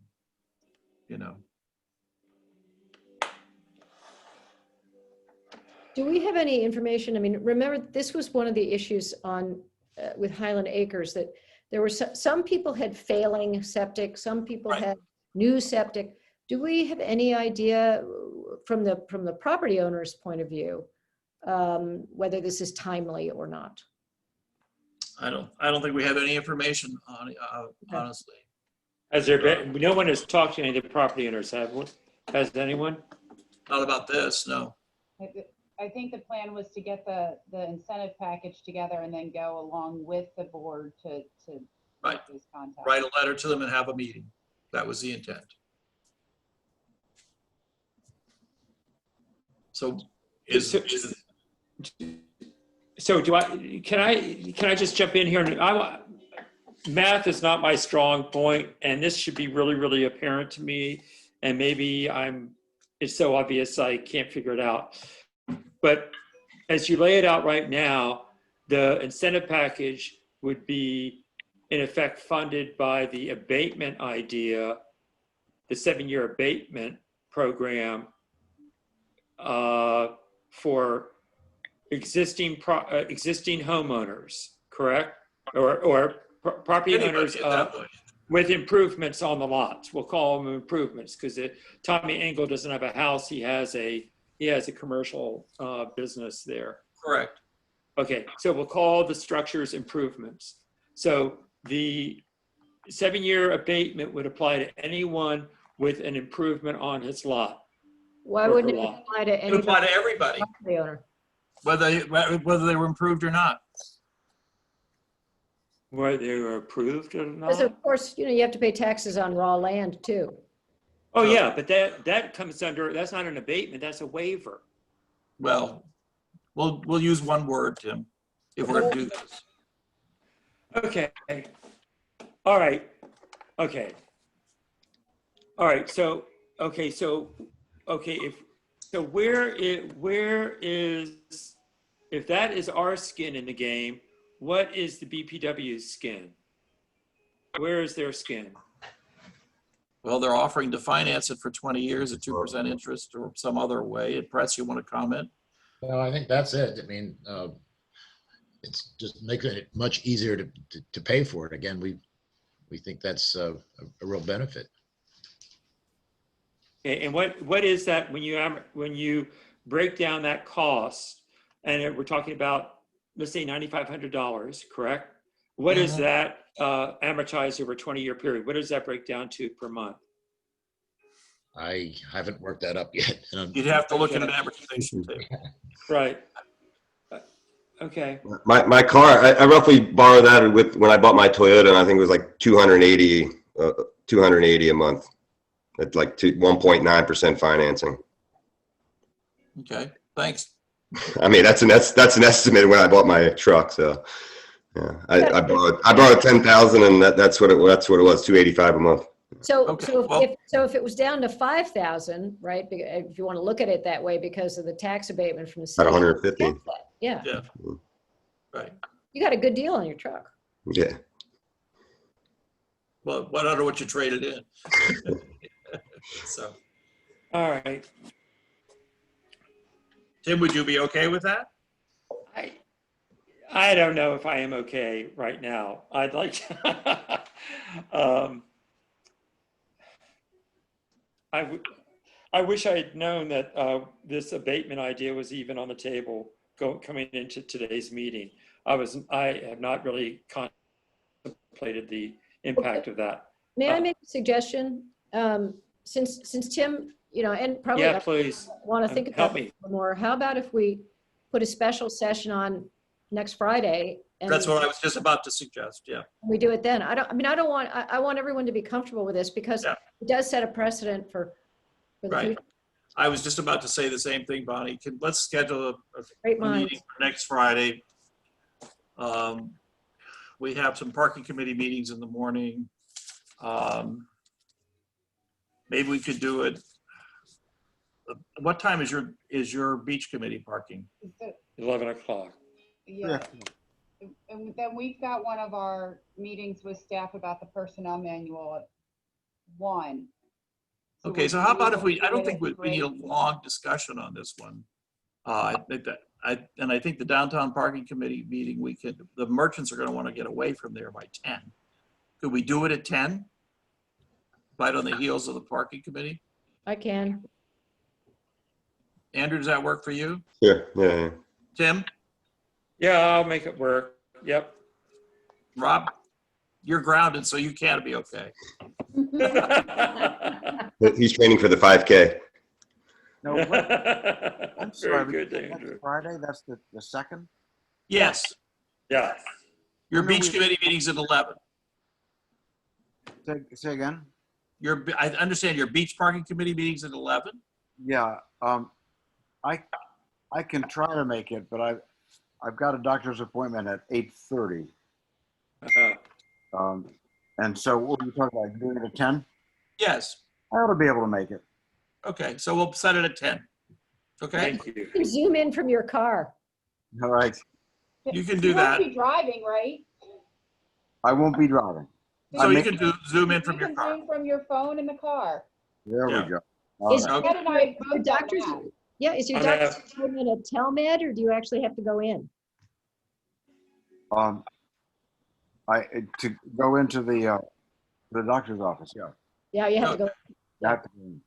Well, if the appointment's at 8:30, they're not gonna have you hanging around there for an hour and a half. That's No, I right. ought to be able to make it. Okay. All right, is there anything else to bring forward this morning? We've been going at this for a long time. It's now 11:30 or 12:30, so Yeah. is there anything else to bring forward? Lunch. Lunch, okay.